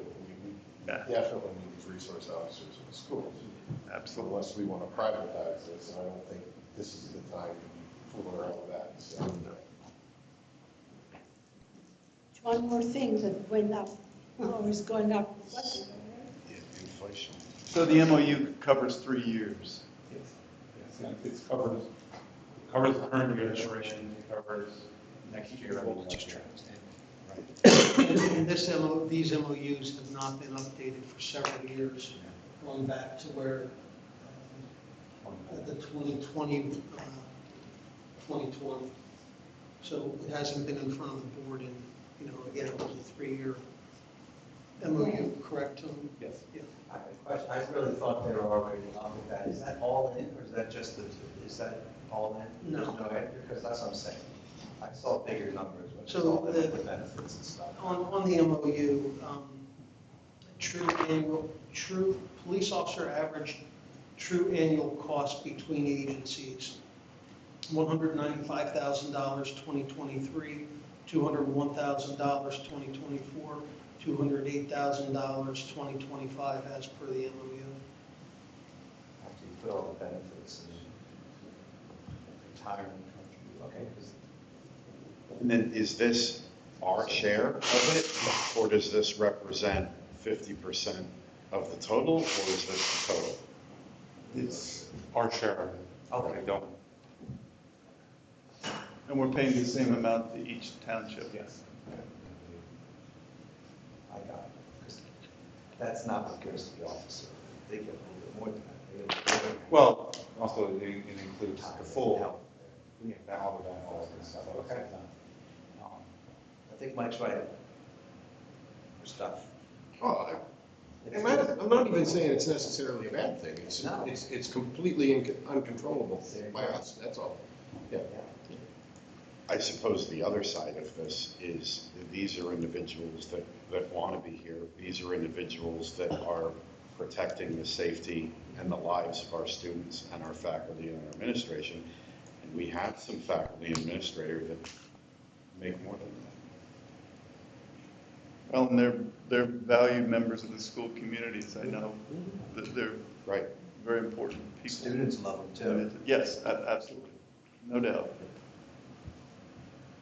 So, Tony, this is per officer per year, right? So it's times two. Yes, it's all times two. Now, it's probably a real bad time to ask this question, but I Budgeted. what's that? It's budgeted. No, I wasn't gonna ask that. Good one, though, really good one. I would like to hear a conversation about putting them in the middle schools. I know Don Mahalik and I've had conversations. It's not the time to talk about increases, although it's budgeted, without the increases, but we've had conversations, and there's been several emails that have come into this board from parents. There's been conversation at our threat assessment meetings about that. Actually, Chief LeComte provided data with regard to, juveniles and students that I think I can comfortably say that both Chief Hearn and Chief LeComte would be in favor of moving towards SROs in our middle schools. I certainly know Don Mahalik would be in favor of that. But again, when you look at the number, fortunately or unfortunately, we're unlike Florida. Florida legislates SROs in every one of their schools, and so it doesn't come off the back of the taxpayer locally by way of the school district. So, yeah, I think we can have a broader conversation about it, but we have spoken to that for the better part of a year with Chief Hearn and Chief LeComte about increasing that number. Are technology specialists still being paid through ESSER funds? Yes. Yes. When does that, how much is left? Next year is the last year. And how much is left earmarked for that? I don't know that I don't know that We have off the top about of $1 $1 million. million. And that's just the salaries of our technology specialists, right? So I asked a couple years ago, why aren't they just in our budget? They've been our teachers for the longest time. Would it make any sense to move them into the budget and consider ESSER funds to pay this over the next 2 years? They're still in the budget. They're just marked as expenses under ESSER, so we have to have, by law, we have to have the accounts for those positions in our budget, in our system, with a designation for those expenses to show that they're being paid with ESSER funds. Financially, it makes no difference. Yeah. So it's a net, I mean, we will have, $1 million, we have $1 million budgeted for ESSER, and then we have the salary budget for both areas. So this is, might be a conversation for this year, might be something we need to think about what we're going to do with that long term, because we have to see about, how can we pay for those positions next year, since we won't have the ESSER money to pay for that. I mean, by next year, I mean 24, 25.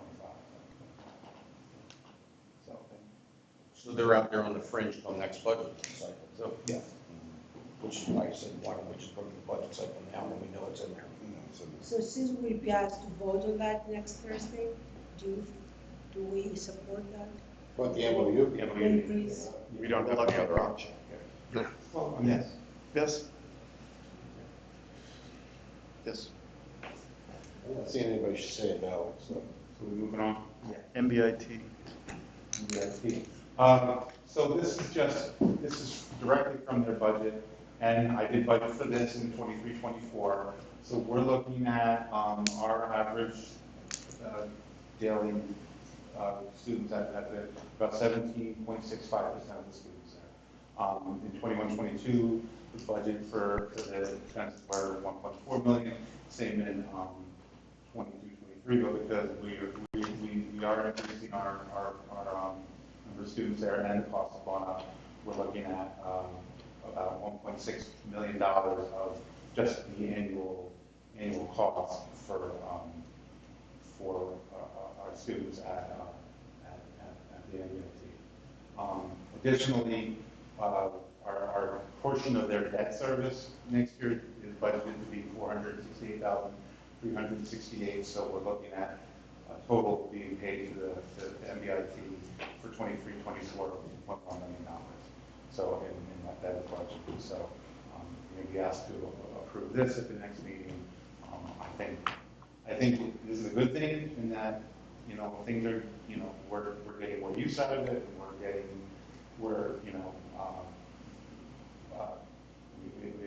and we have to pay our share for this particular. And I think this is, you know, definitely a good use of, you know, these part of the funds. So that's what we're looking at for next year. So we're looking at probably about a $250,000 increase over last year, over 22, 23. So. Is that negotiable? Pardon? It's not negotiable, right? This is set. No, it's set based on It's, That covenant is unbelievable. What's that? The covenant, the legal structure that is unbelievable in a lot of ways. if we want students to still be able to go there, it's not. Yeah. So there's no need to ask for the regional food service. Bob and I do what we can to control costs. yeah, but, you know, it's the same thing. You could vote it, you know, they vote majority, you know, they get a majority of 5, and that's what it is, whether we voted against it or for it, it doesn't matter. So, you know, we just try to hold, you know, keep, like you said, hold them accountable for what they're spending as well. So, I think it comes out to about $8,800. If you did the math, I sent you all the update. I think it comes out to about $8,800 a student. If you factor in the whole 2.1 million.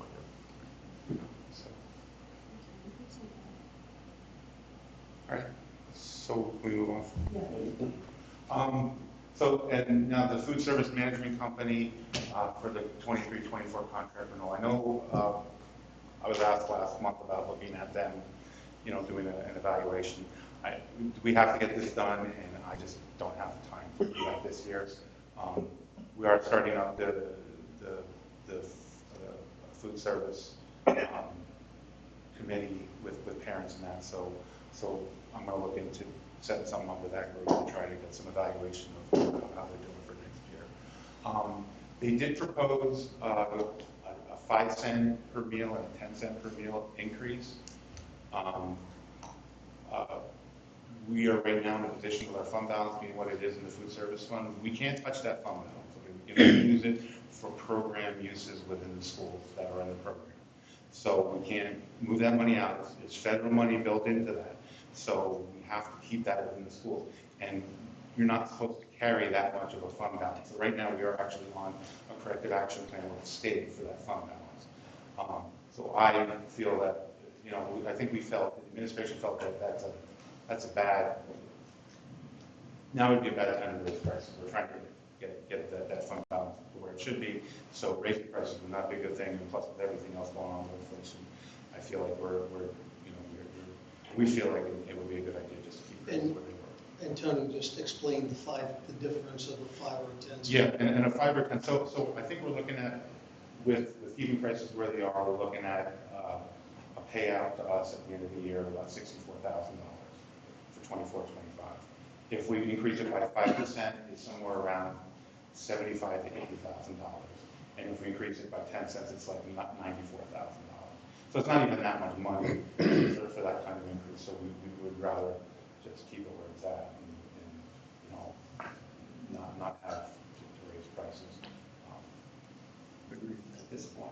So I have a question. So you said we're on corrective action for Yeah. the thing. How do you remedy that? Because I remember we had that floating around or trying to buy units and stuff like that, but that money wasn't completely exhausted. we made money in 20. We make a lot of money from the food.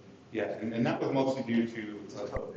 Both the COVID and there were extra funds that we received in the reimbursement because nobody was paying for meals. We were getting great reimbursement from the state. Just so you know, we used to take $300,000 and put it towards food service for the unfunded or deficits we had at the high school because we didn't want to go on the food program.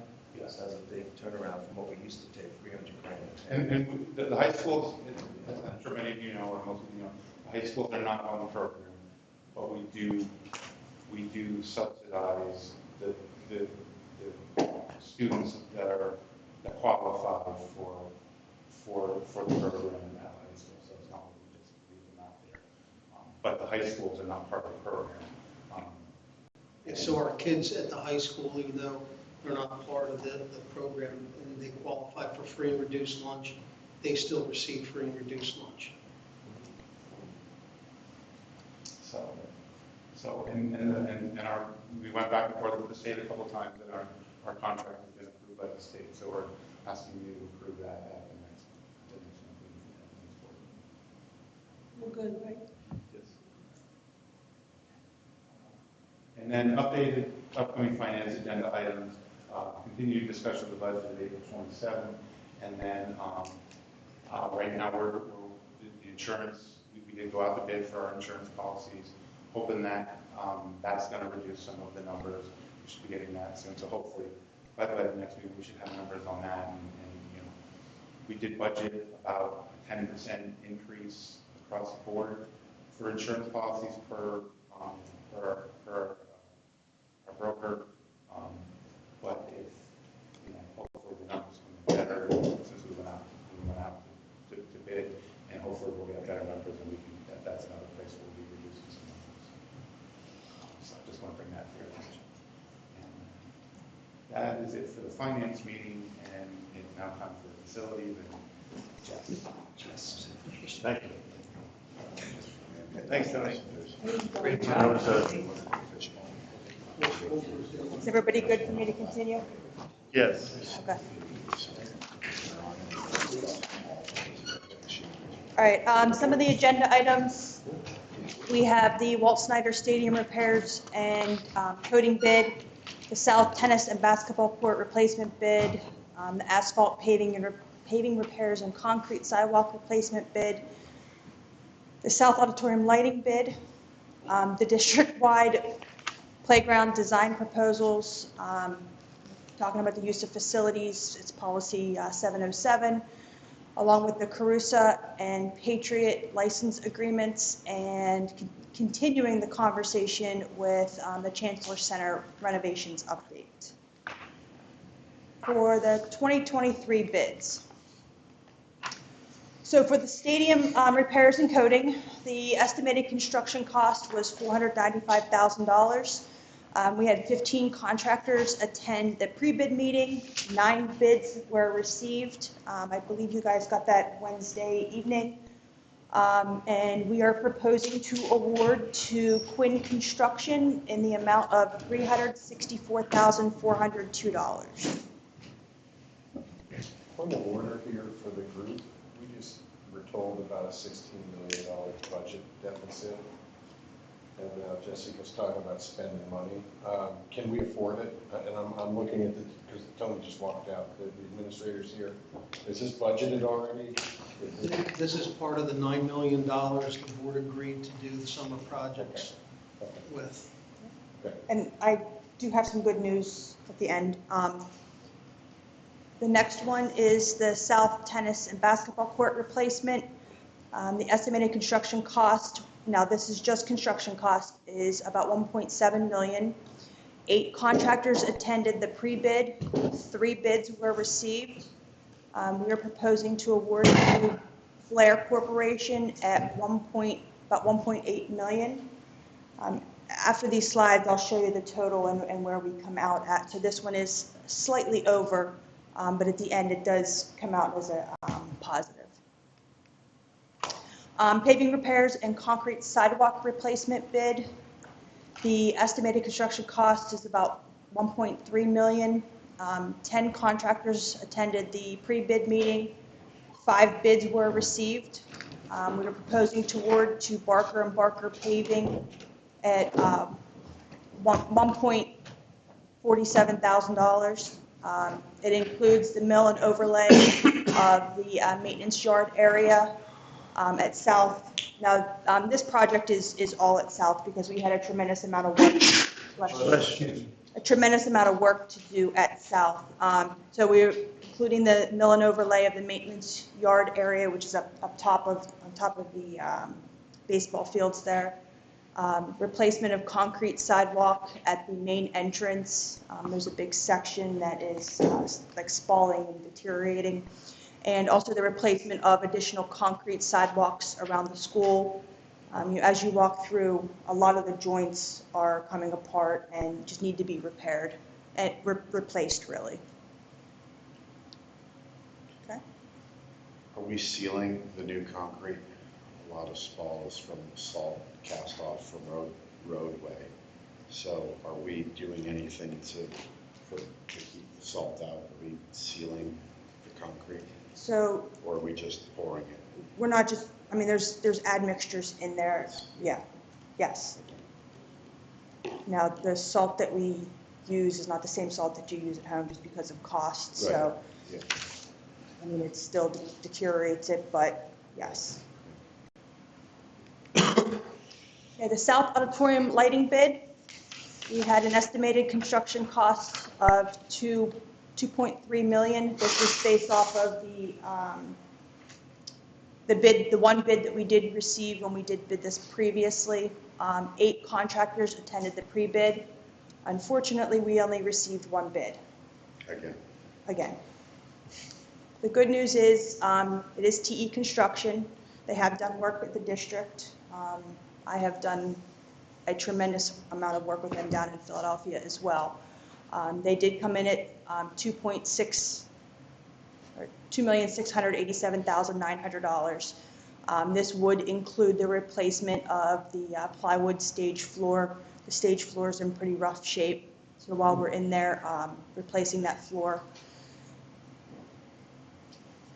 Okay. I would say that if we are going to move forward, which we really do need to move forward, the lighting equipment there it does not have replacement parts. Absolutely. Yes. Perfect explanation. It's fine. Several times. Yes.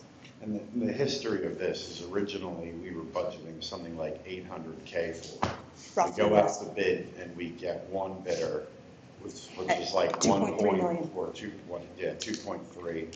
So now we're going out again and we get another one bidder and they're almost at 2.7 now. At a year or two later, so Right. it's. And I think the original estimate or the original ask for a budget amount was 750,000, it's 800, and it came back 3 or 4 times as high Right. as what we. Was it the same company, do you know? No, it was not. It was Cedar Electric, I believe. This is not going to be a fun job for anybody. This is a very difficult job. But that's the problem. Yes, the auditorium will be shut down completely to everyone for roughly 4 months. They've got to cut concrete and everything. Yes. So, yeah, it's a job. Yeah, I mean, we're going to be scaffolding the entire auditorium because of the way the auditorium, like the clouds are built. And then above the clouds is another 14 or 15 feet. So it is not going to be a fun project. Are we value engineering this so that the next time it has to happen, maybe we don't have this kind of craziness? Or is this just the design of the building that we're stuck? This is the design of the building. So what we did do is we took the drivers for the fixtures and put them up on the catwalk. Okay. So if drivers go, we can easily get to them.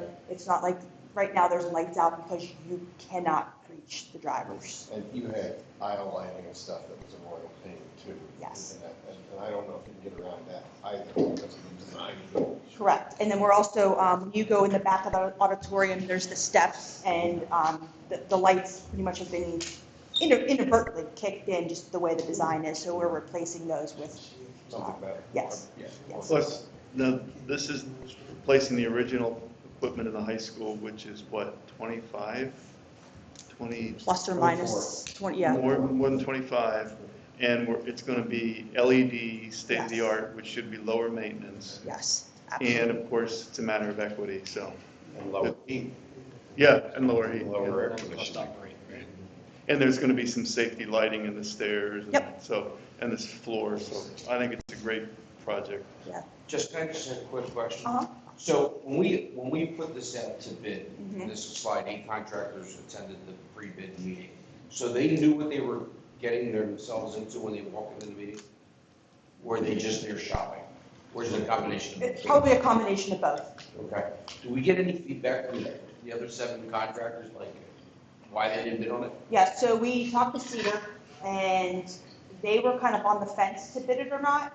They had their number put together, but at last minute, they had some suppliers for the dimming system were being a little iffy. And they were nervous about the construction schedule, even though we have told them numerous times that we were going to work with them. You know, if we can't get the material till, if we could say we get to September, then we start in September, and we work with the school. The only thing that the school said that they absolutely 100% needed it for graduation. That was our parameter. So they felt like it was a risk that they weren't going to take. Starlight, who does Citizens Bank, when the bell rings, that's their equipment. They felt that the GC part was too much for them to bid, so they were teaming up with some of the GCs.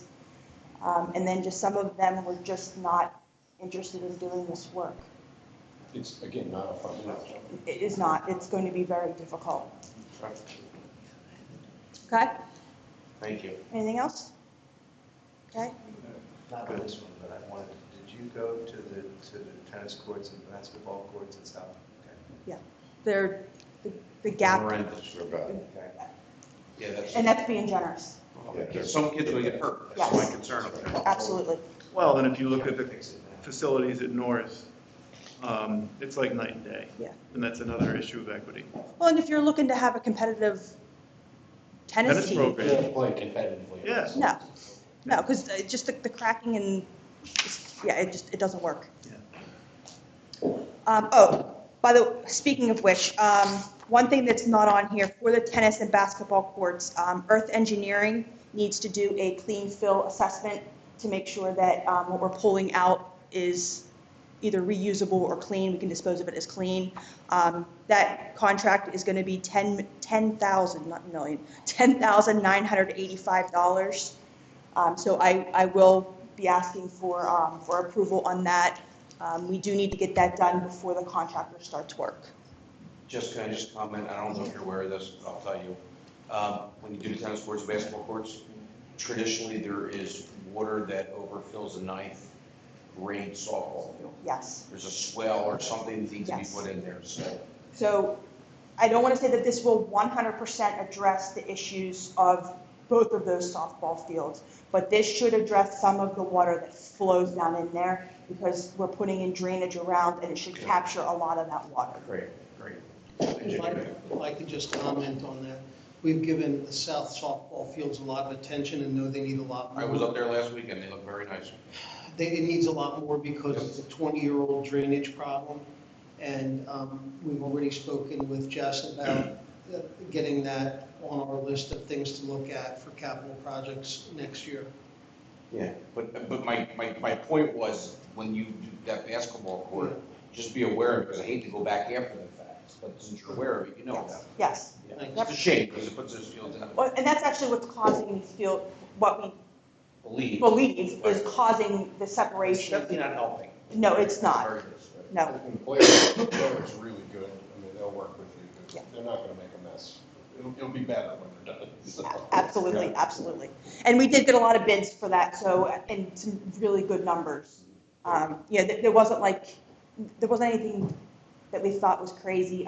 All the contractors that we're proposing, we did have a quick D-scope meeting with them, so everybody was comfortable with the scope of work. So I think we're pretty good. The number was just the spreadsheet graph, whatever you want to call it, up here now does show what the construction budget was, what we are recommending. The delta is $22,751. So we are right in budget. The number does include roughly $325,000 in project allowances to deal with any kind of unforeseen conditions that we come up with. And the original budget that you guys had approved still includes roughly $1.2 million for soft costs, which is contingencies and then also permitting. So we are in great shape for this summer work based on the previous conversations that we've had. Okay, any questions? Okay, good.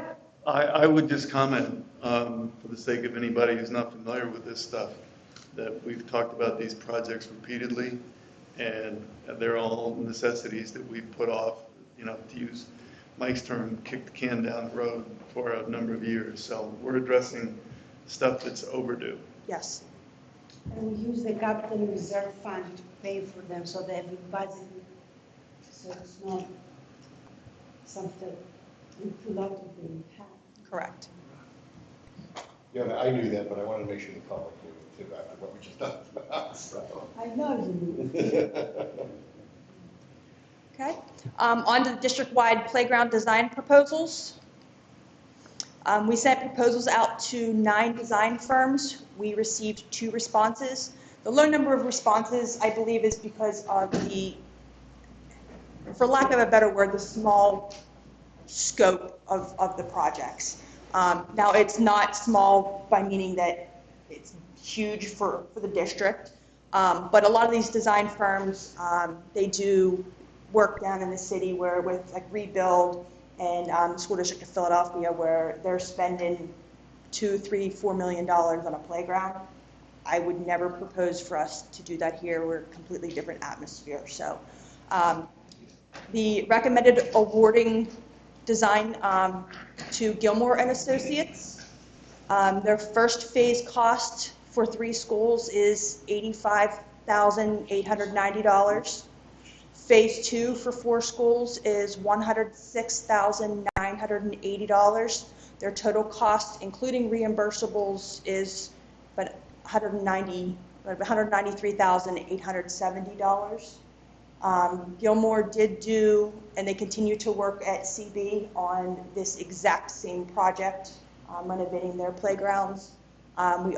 Gilmore has worked, now they haven't contracted directly with the district, but they have been our civil design firm, civil engineer on a number of projects. And they are also the design firm for Northampton Township. And they also cleared with Northampton to make sure that there was no conflict of interest if we award this to them. And these numbers are fitting within the previous numbers that we looked at, where we estimated the total costs for the playground. This is in it, or is this in addition to? No, this was in it. This is slightly higher than what we had budgeted, but I do believe that this is probably in line with where it should be. The other firm was a lot more money, so we did take the lowest proposal. Yeah, I'm just thinking in respect to the finance meeting of costs going up. Yep. And we were looking at $500,000 over a couple of years. So we did change that. Design and construction? No, that was construction only. Construction only. Yes. So this is in addition to that. Yes, but in the amount that you had approved, there were soft costs and design costs To pick this up. to pick this up. Now, this is, like I said, this is slightly higher than what we had budgeted, but I believe with the savings that we have for the construction projects this year, we'll easily be able to cover this. Can you explain this phase 1, phase 2, the timing? Yep. So phase 1, it'll be over the course of 2 fiscal years. Honestly, the reason why, I don't know if everybody remembers, the reason why we did that is because I did not recommend doing all of them at one time. That would mean 7 of your schools the playgrounds would be torn apart all at one time. We do need to ease into this so that we can get this right, get the appropriate contractors on site to bid this work, and not overwhelm the people that would do this work. So you're locking in phase 2 for the following year? Yes. Now in the contract? Yes. More bang for your buck as well. Yeah,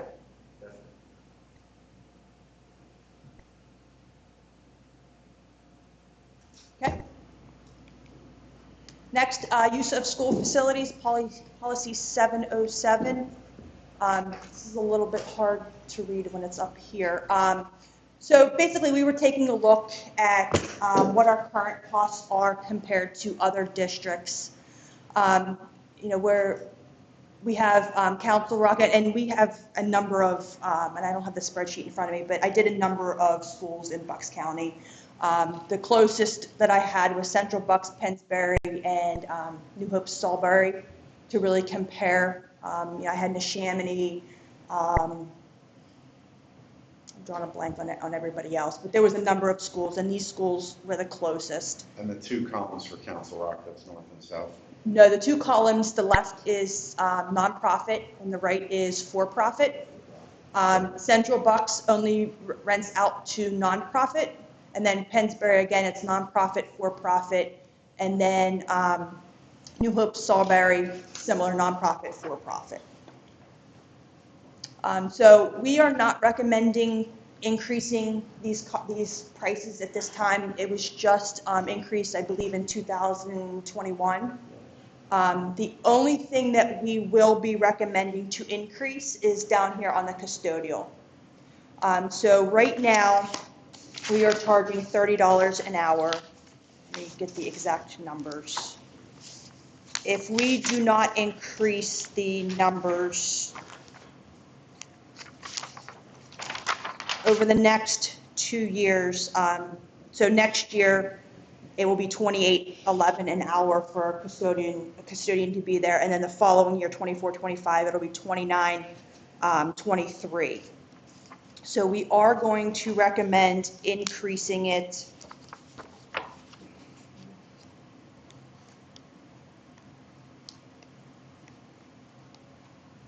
to $40 an hour. That will make sure that we are covered with any additional costs. And then, just so we're not running at a deficit for people renting out our spaces. Mm-hmm. When you say we're not recommending raising our prices, yet everybody that we deal with is raising their prices to us. Can you explain the logic behind that? My logic behind it was comparing it to the other districts across the county.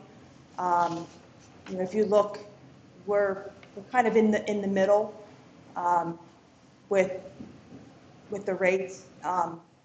Pennsbury, I think, is pretty out there. Now, New Hope, Salisbury is kind of low because they don't charge the nonprofits anything. And then the for-profits, if I'm a for-profit, I'm going to rent from New Hope, Salisbury because they're pretty cheap. So I think we're in line with where we are at. And again, we did adjust our prices in 2021.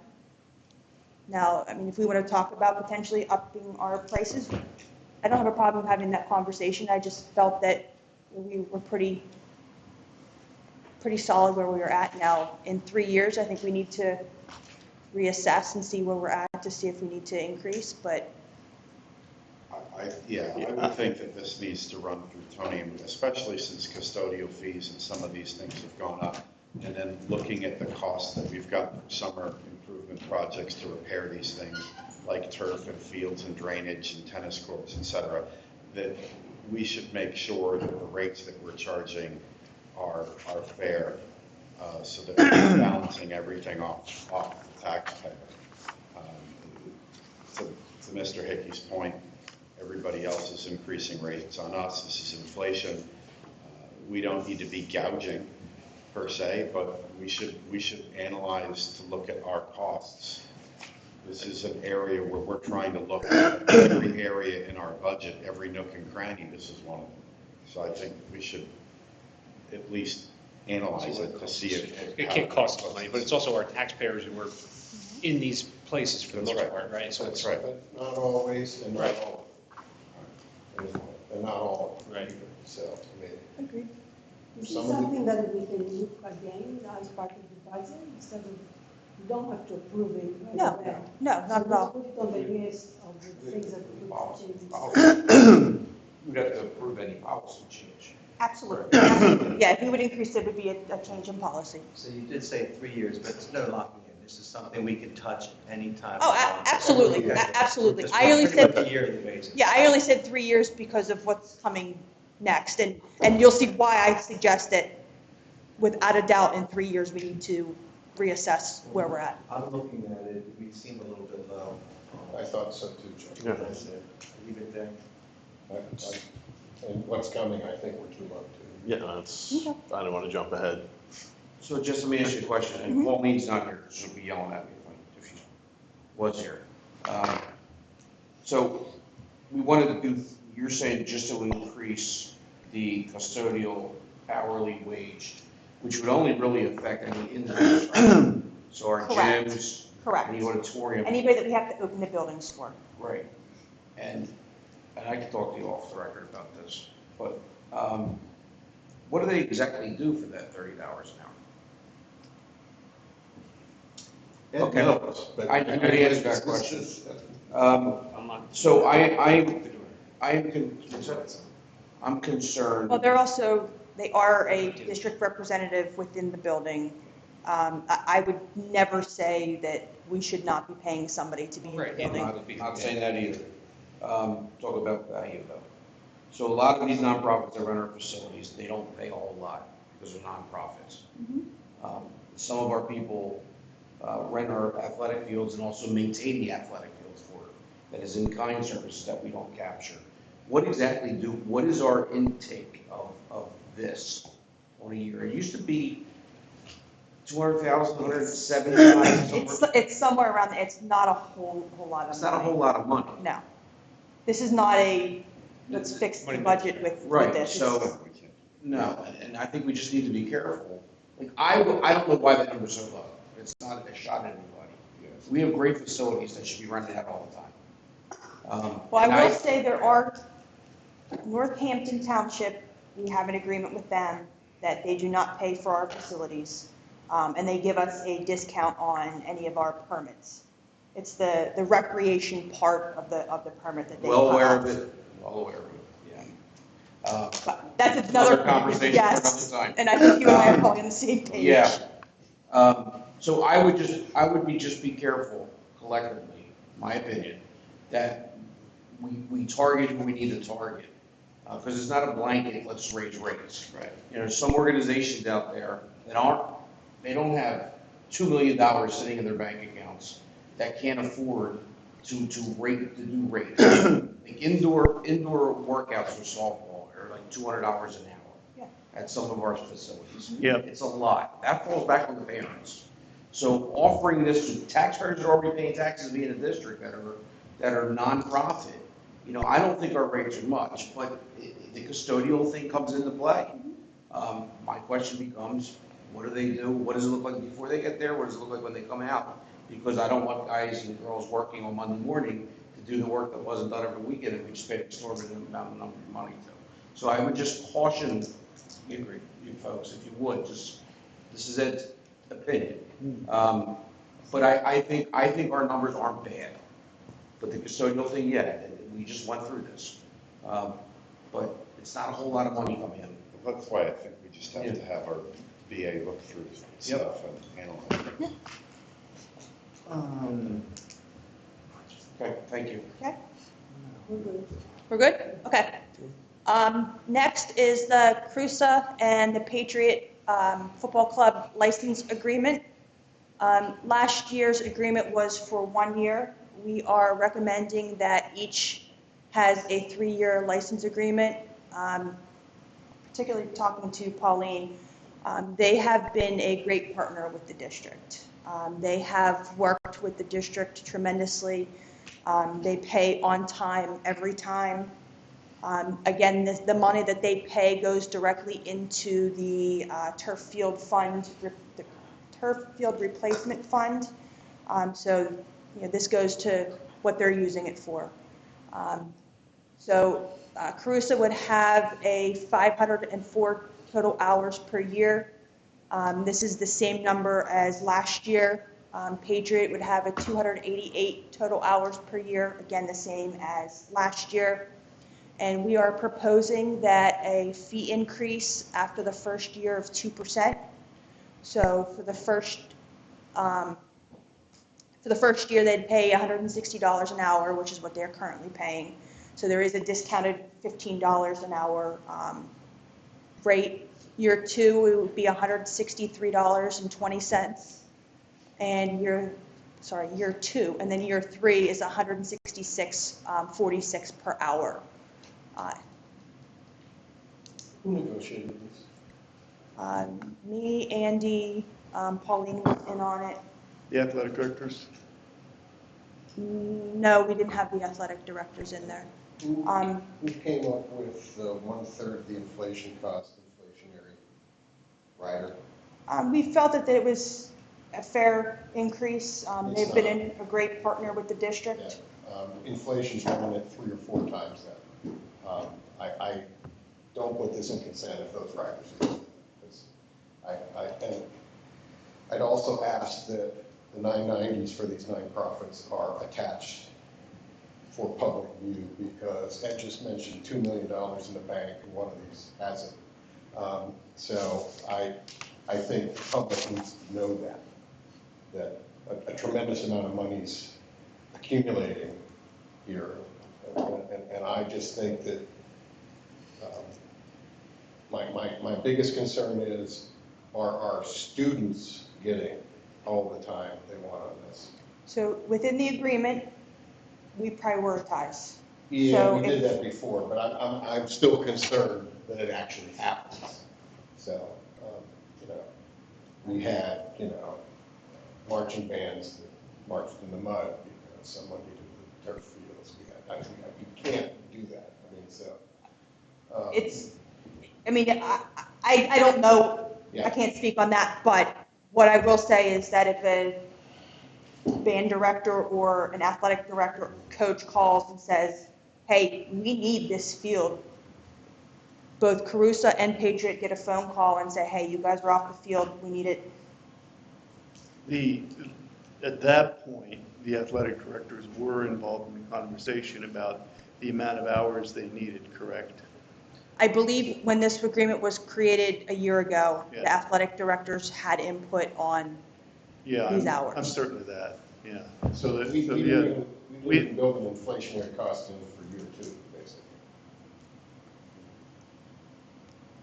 Yeah, I mean, the inflation is over 2%, yes. Yeah, but it's flat from the last year.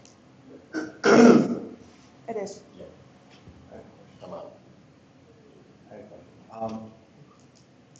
Carusa and Patriot are both nonprofits, Correct. so are their finances public? Is that what you were kind of getting at? Because what I'm trying to say. It's remarkable how not public they are until years after the fact. Well, this is what I'm saying. If it's nonprofit, then maybe it's public knowledge. I don't know if that's true or not. But you see what our cost increases are. And of course, if it's just going to be passed on to the student or the soccer players' families, I understand why they curb those costs. But if somebody's profiting from the fact that we're doing 2% and their profits are going up 10 or 15%, that would be a moral issue for a public entity. I'd like to know if there's a way to figure out if they are indeed banking the money. Well, hence my ask that every Yes. year a 990. Okay, that's what you were The getting. current 990 is. Okay. I'm with Mike. Yeah, the athletic directors, perhaps every year, should also have a review, as well as band. Should we table that and put it with the budget? I don't think we can table it. When is that up there? July, June 30th. Yeah, these have been in discussion for the better part of a year. And both Carusa and FC Patriot are nonprofits that are really community-run organizations. Now they're quite different organizations. Carusa plays soccer at a higher level and is a more, what shall we say, sophisticated organization. FC Patriots I coached for FC Patriots for 10 years. It's a community organization. And you can see the difference in the amount of hours. I'm confident, and Pauline, of course, who was the caretaker of all of our usage agreements for years, had a big hand in this. And I think one thing that we ought to keep in mind is over the years, I think the total contribution by CRUSA in terms of field payments, field usage payments, was in the range of $500,000, which went a long way toward replacing the turf at North. And that's part of the history. This money is being set aside in our budget. It's a separate line item. There is a turf fund line item. So that's where these funds are going. It's already budgeted? Oh, it's not budgeted as an expenditure. It's not. Set aside as a use of fund. Yeah, but I think, to Mike's point, since we're going to evaluate everything, how we prepare for the budget, it makes sense not to spend money that's not budgeted yet and put it in the same basket. Well, I mean, Maybe we're not gonna increase the rates, but let's look at it again. I mean, that would be my suggestion, but, I have a question. Yeah. When you talk about, okay, it's nonprofit, and you don't need to answer this question, I don't mean to single you out, but I'm gonna bring it up anyway. You said you coached for 10 years. I also coached at council at, what's now FC Bucks. Right. Can I ask you a question? You, please, if you, when you coached, how much money did you make coaching? I spent about as much money as you're making sitting at this table. It's just like school board. It Okay, costs us good. money. Okay, Yeah. so even though this is a nonprofit, it's not like everybody at that organization is donating their time. No, as it were. they're paid coaches. And well-paid coaches and people who run that organization. So even though it's nonprofit, they're making money on it, and they're taking money from these people who are paying. And not all the players, especially in the FC Bucks organization, are from the Council Rock area. Yep. And like I said, it goes back. I mean, 2%. Like I said, I jumped the gun on the first one, but 2% is crazy. I mean, especially with the amount of money that these kids are paying these coaches. There's no way, and like I said, I coached there, but they could go up to Pennsbury and pay a clean double that rate if they didn't like a rider 4 or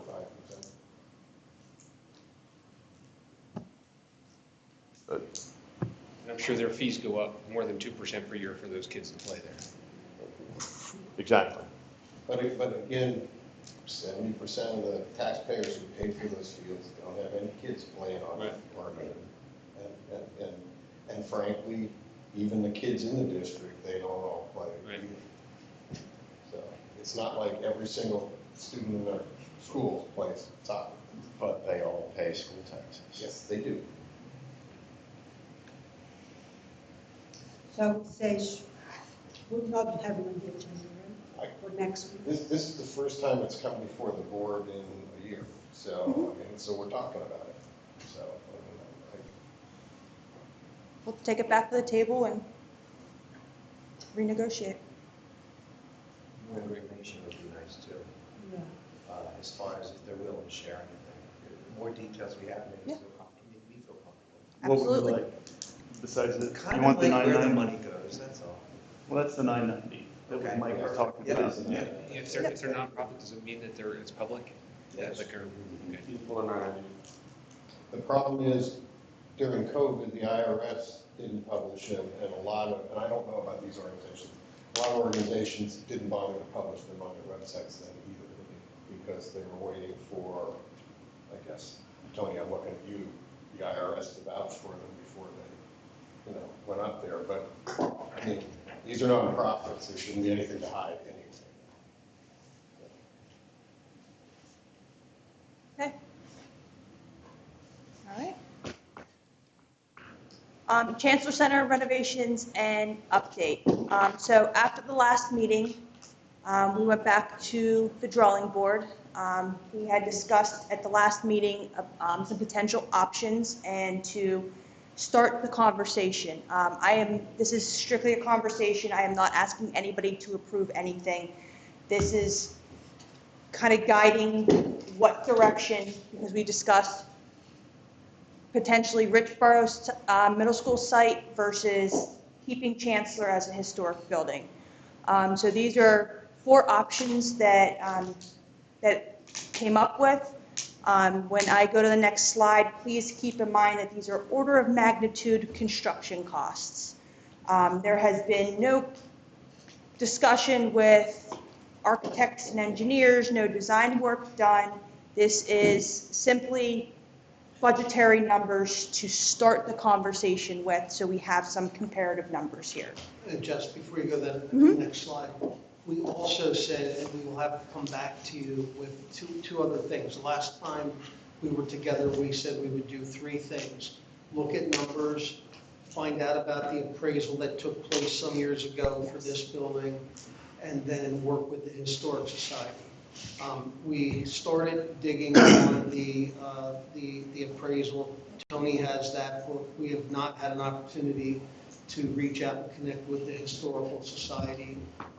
So again, this is fluid right now, and this is one of the 3 things we talked about that Jess is bringing tonight, just to share with you this evening. And we had talked about costing out a reappraisal. Yeah, so we have the appraisal, and we're talking about getting the appraisal, and I'm working on that. Since we're using the appraiser that we used last time for other matters, I don't want to use them for this. Okay. Just for appearance's sake. So I would like to, so I'm looking at other appraisers to get some quotes as far as this, what we want to do. Great. Do you remember what year that appraisal was done? 2017. We also That's right. talked about discussing with the borough about the use of space and their interest in this building as well. Yes. I mean, we need to look at where money can come in for this, as well as interest of partners to help us with it, or whether we're going to do it at all. Yep. Okay. Just one final, sorry, Jess. We did look at grants for this building, and they're really minuscule. There's not much out there. 25, 35,000, I think, is the number that we learned. And that's if we qualify and get awarded that. So honestly, I wouldn't, if we were putting together a budget for this, I would not count on any free money. Anything that we found would be a bonus. Okay, so option A for Chancellor Center is the base maintenance. Option A2 is total renovation. The total renovation number that I'm going to present is basically just for comparative numbers. I'm not recommending that we do a total renovation to this building. If we do keep this building, it would be a base maintenance cost. And then, years following, we would have to continue the maintenance of the building. Option B is the Richboro Middle School site. B1 would be heavy renovation, demolition of portion, and the addition. So the reason why we would be doing this, and I'll get into this a little bit more, is part of like where the auditorium is in the gym, it's not ADA compliant.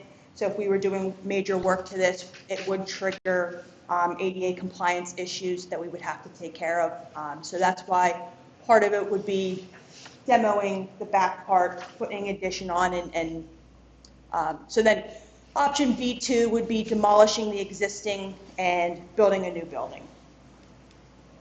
So option 1A again is the base maintenance. Order of magnitude cost is 6.4. That's what we have discussed before. And I'm the one you guys were dancing around with these things is, I don't think that 6.4 is realistic even for HVAC, because as soon as you put a spade in the ground out here, you have no idea what's under here. And Mike, I'm going to defer to you on this, but I think that number is probably closer to 18 million. Didn't we look at a design cost for HVAC that was 8 million, didn't we? No. Did we have that at one point? That was an error. Yeah. Those slides were erroneous. Okay. Yeah. Yeah, Right. Well, to your point, I would agree. I mean, it's an order of magnitude, it's a ballpark, we get that, but we're also dealing with historic, it's a can of worms. And it could go. This is a one-time cost. I mean, this is not saying that in 3 years we're going to be spending more money. This is a one-time cost. We do know that we will have to spend money in the next 5, 10, 15, 20 years to maintain this building, absolutely. Some of the pros is the HVAC would be complete. It would reduce indoor air quality issues and would address the water infiltration issues that we have in the basement. Some of the cons, it does not address all of the needs. The building still would not have a sprinkler system in it. It does not have any program improvements, and we are still maintaining a historic building. Now, the historic building could be a pro as well, but I think we all kind of agreed last meeting that that's really a con at this point. Option 2A, the total renovation. Again, this is for comparative so that we know the total renovation, which would include the sprinklers, adjusting the floors, because out here there needs to be some floor work done. Lighting in this building is terrible throughout the entire building. We'd put an entrance, update the entrance security, put a vestibule so that there's double entrance, like we have at a lot of the schools, and then ADA upgrades. And again, I think that number is ridiculously low too. And I'm cautioning you because you're building a narrative here, whether you think you are or not. You're about to take these numbers, which are really breaches. I mean, I wouldn't stake my reputation on either one of those numbers. And you're going to compare them to numbers that you have a pretty firm grasp of because you're going to have a greenfield construction. And you're about to, and go ahead and do it, you're about to paint us into a corner because your numbers are apples and oranges. And that's my concern. I don't think these were really well thought out, but please continue. I think that's unfair. I mean, I think Jess is giving us her best professional opinion of a ballpark estimate, and so I think it's reasonable. Now, renovating this building, without a doubt, is going to be cheaper than building a new building or doing a major renovation. Major renovation and a new building is going to have way more square footage. So if you just look at straight square footage costs, going to Richboro Middle is going to have way more square footage. Now, if you were to knock this building down and build a new building on this property, it's probably going to look more like the costs. This building has a lot of program issues. I think we talked about last meeting that we don't really have true training facilities for anything that we want to do here. I think we've discussed that we've almost outgrown this building. Is there some programs throughout the district that should be out of the high schools in here? Probably. Is there people shoved in closets throughout the entire building? Yes. Is there some uncomfortable work environments in this building? Yes. So I don't know that. But they're not reflected in these costs. How do you reflect that? I don't know. But this is a much longer conversation than 2 slides, is what I'm getting. This is the start of a conversation, and this is really to say at this point, let's talk about what direction that we go. We're not making decisions based on these 2 slides. These are just starting points of a conversation. For option A1, I think you had done some work, so the 6.4, you had itemized the cost of the HVAC and so on, right? Yes. So the second option, is probably, like square foot is kind of estimate. Yeah, it's an estimate, it's square foot, and that's why I highlight that it is an order of magnitude cost. So right now, a renovation is roughly around $400 a square foot. And so I think using that number for an order of magnitude cost is in line. So we're not even comparing the same square footage buildings. No. I think it would be a bad idea to, because if you're gonna build a new building or put in an addition, you're gonna put more square footage because you need square footage. Yes, I mean, it's a good start. $6 million for 3 projects in a smaller building. It's just a conceptual idea at this point. They're not judging, they're making any decisions, so. Yeah, the only other thing is that this is probably as appetizing as the South Auditorium lighting project, to get a lot of people, bidders, to come in. Putting a budget number is one thing, but getting bidders to come in the room. We want to by do a the historical bid building. are very different, and that's where these numbers are probably going to go up. But for the sake of the discussion and a start, we can move on. Well, and the contractors that are doing work in our schools are not the contractors that are gonna be doing No, work here. exactly. Totally different, It's entirely totally different Yes, ability. yes. We did the fascia up front, we had to number every brick Yeah. and put back in exactly the same place. Right. Yeah, I don't want to prolong the conversation much longer. I don't want anybody to think I'm a proponent of staying here.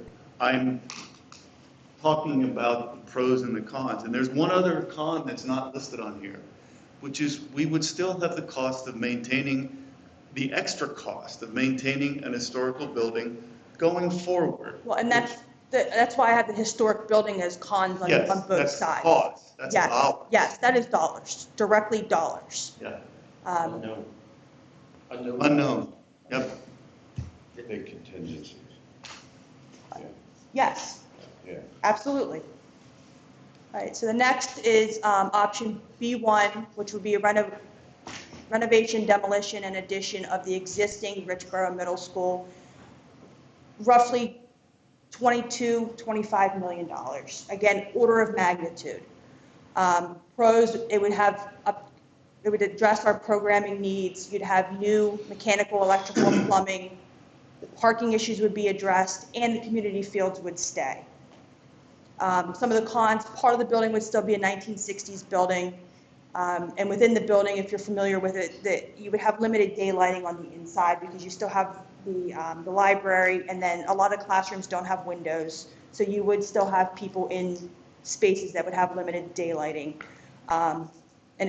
Just like learning environments, there's plenty of studies where daylighting improves learning environments. Work environments are the same thing. Con is a cost. It's significantly more than keeping a building that we already own. The other con with this is we lose the future flexibility to turn that back to a middle school. Yes.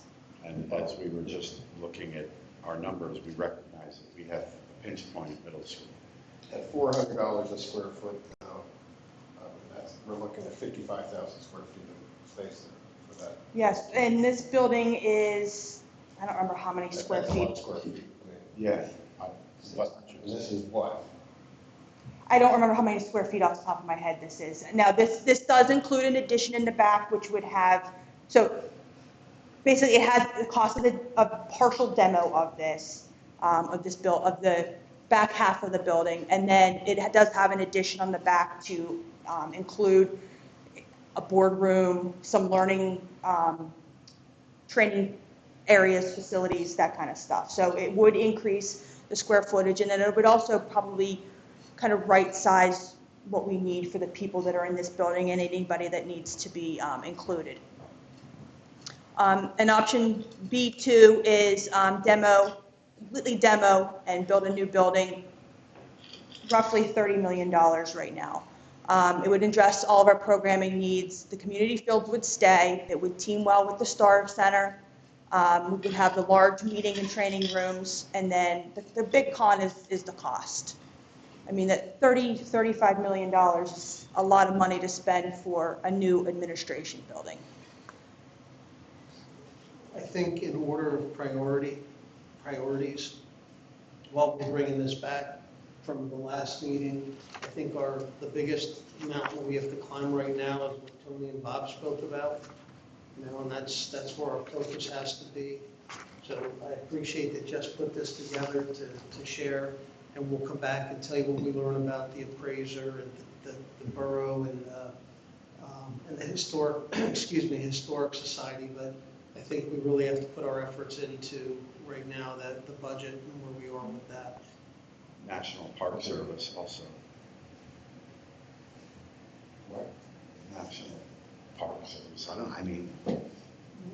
National Historic Site. Yeah, I mean, it's work, as long as we're having this, is this something that we want to hold on to and be responsible for forever? Didn't George Washington get taught here? I'm just kidding. If we could find funding, yes, he's taught here. I think Abraham Lincoln too. Yeah, thanks.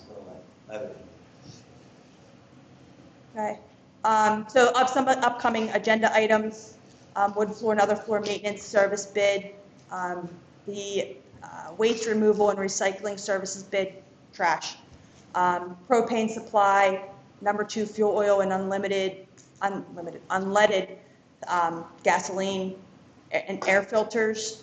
And then also Newtown Elementary School data wiring bid. The gentleman had explained to me that we currently have Cat 3 cabling in there. It does not support the level of, talk about this in a technical term. Oh, Please, help me out. Yeah, Newtown Elementary was one of the first, I noticed you moved away. it's one of the first buildings wired in the district, and the wiring is just really bad. And you can't really wait 4 or 5 years for that building to be renovated. So we need to do some wiring now. The equipment we're putting in just doesn't, it simply doesn't support it. And the kids and the teachers are suffering, so. Needs to be done. Can we wire it such that it survives a renovation, or is that good for it? I'm not doubting we have to do it. I think that's probably some wishful thinking because of it's either take the ceilings down now, or take the ceilings down later to secure the wiring. So It doesn't have the wiring trays and all of the infrastructures. If they were in place, then I would say, yeah, not a problem, but they're not there. They're not even there. Okay, never mind. Cat 3. Yeah. There's Cat 5 in there too, don't get me wrong, but there's a lot of Cat 3 in there. Trees, I thought you'd everything through this. So I guess we're done. and then one other thing, Stonehouse Group, I'll be bringing that to you guys the next meeting. Stonehouse Group, they do the professional commissioning services for Richboro Elementary. Thank you, Jess. Thank you so much. Thanks, guys. Good work. No public comment? Are we done? We're done. Michael, my neighbor 2 doors down, it's that construction firm.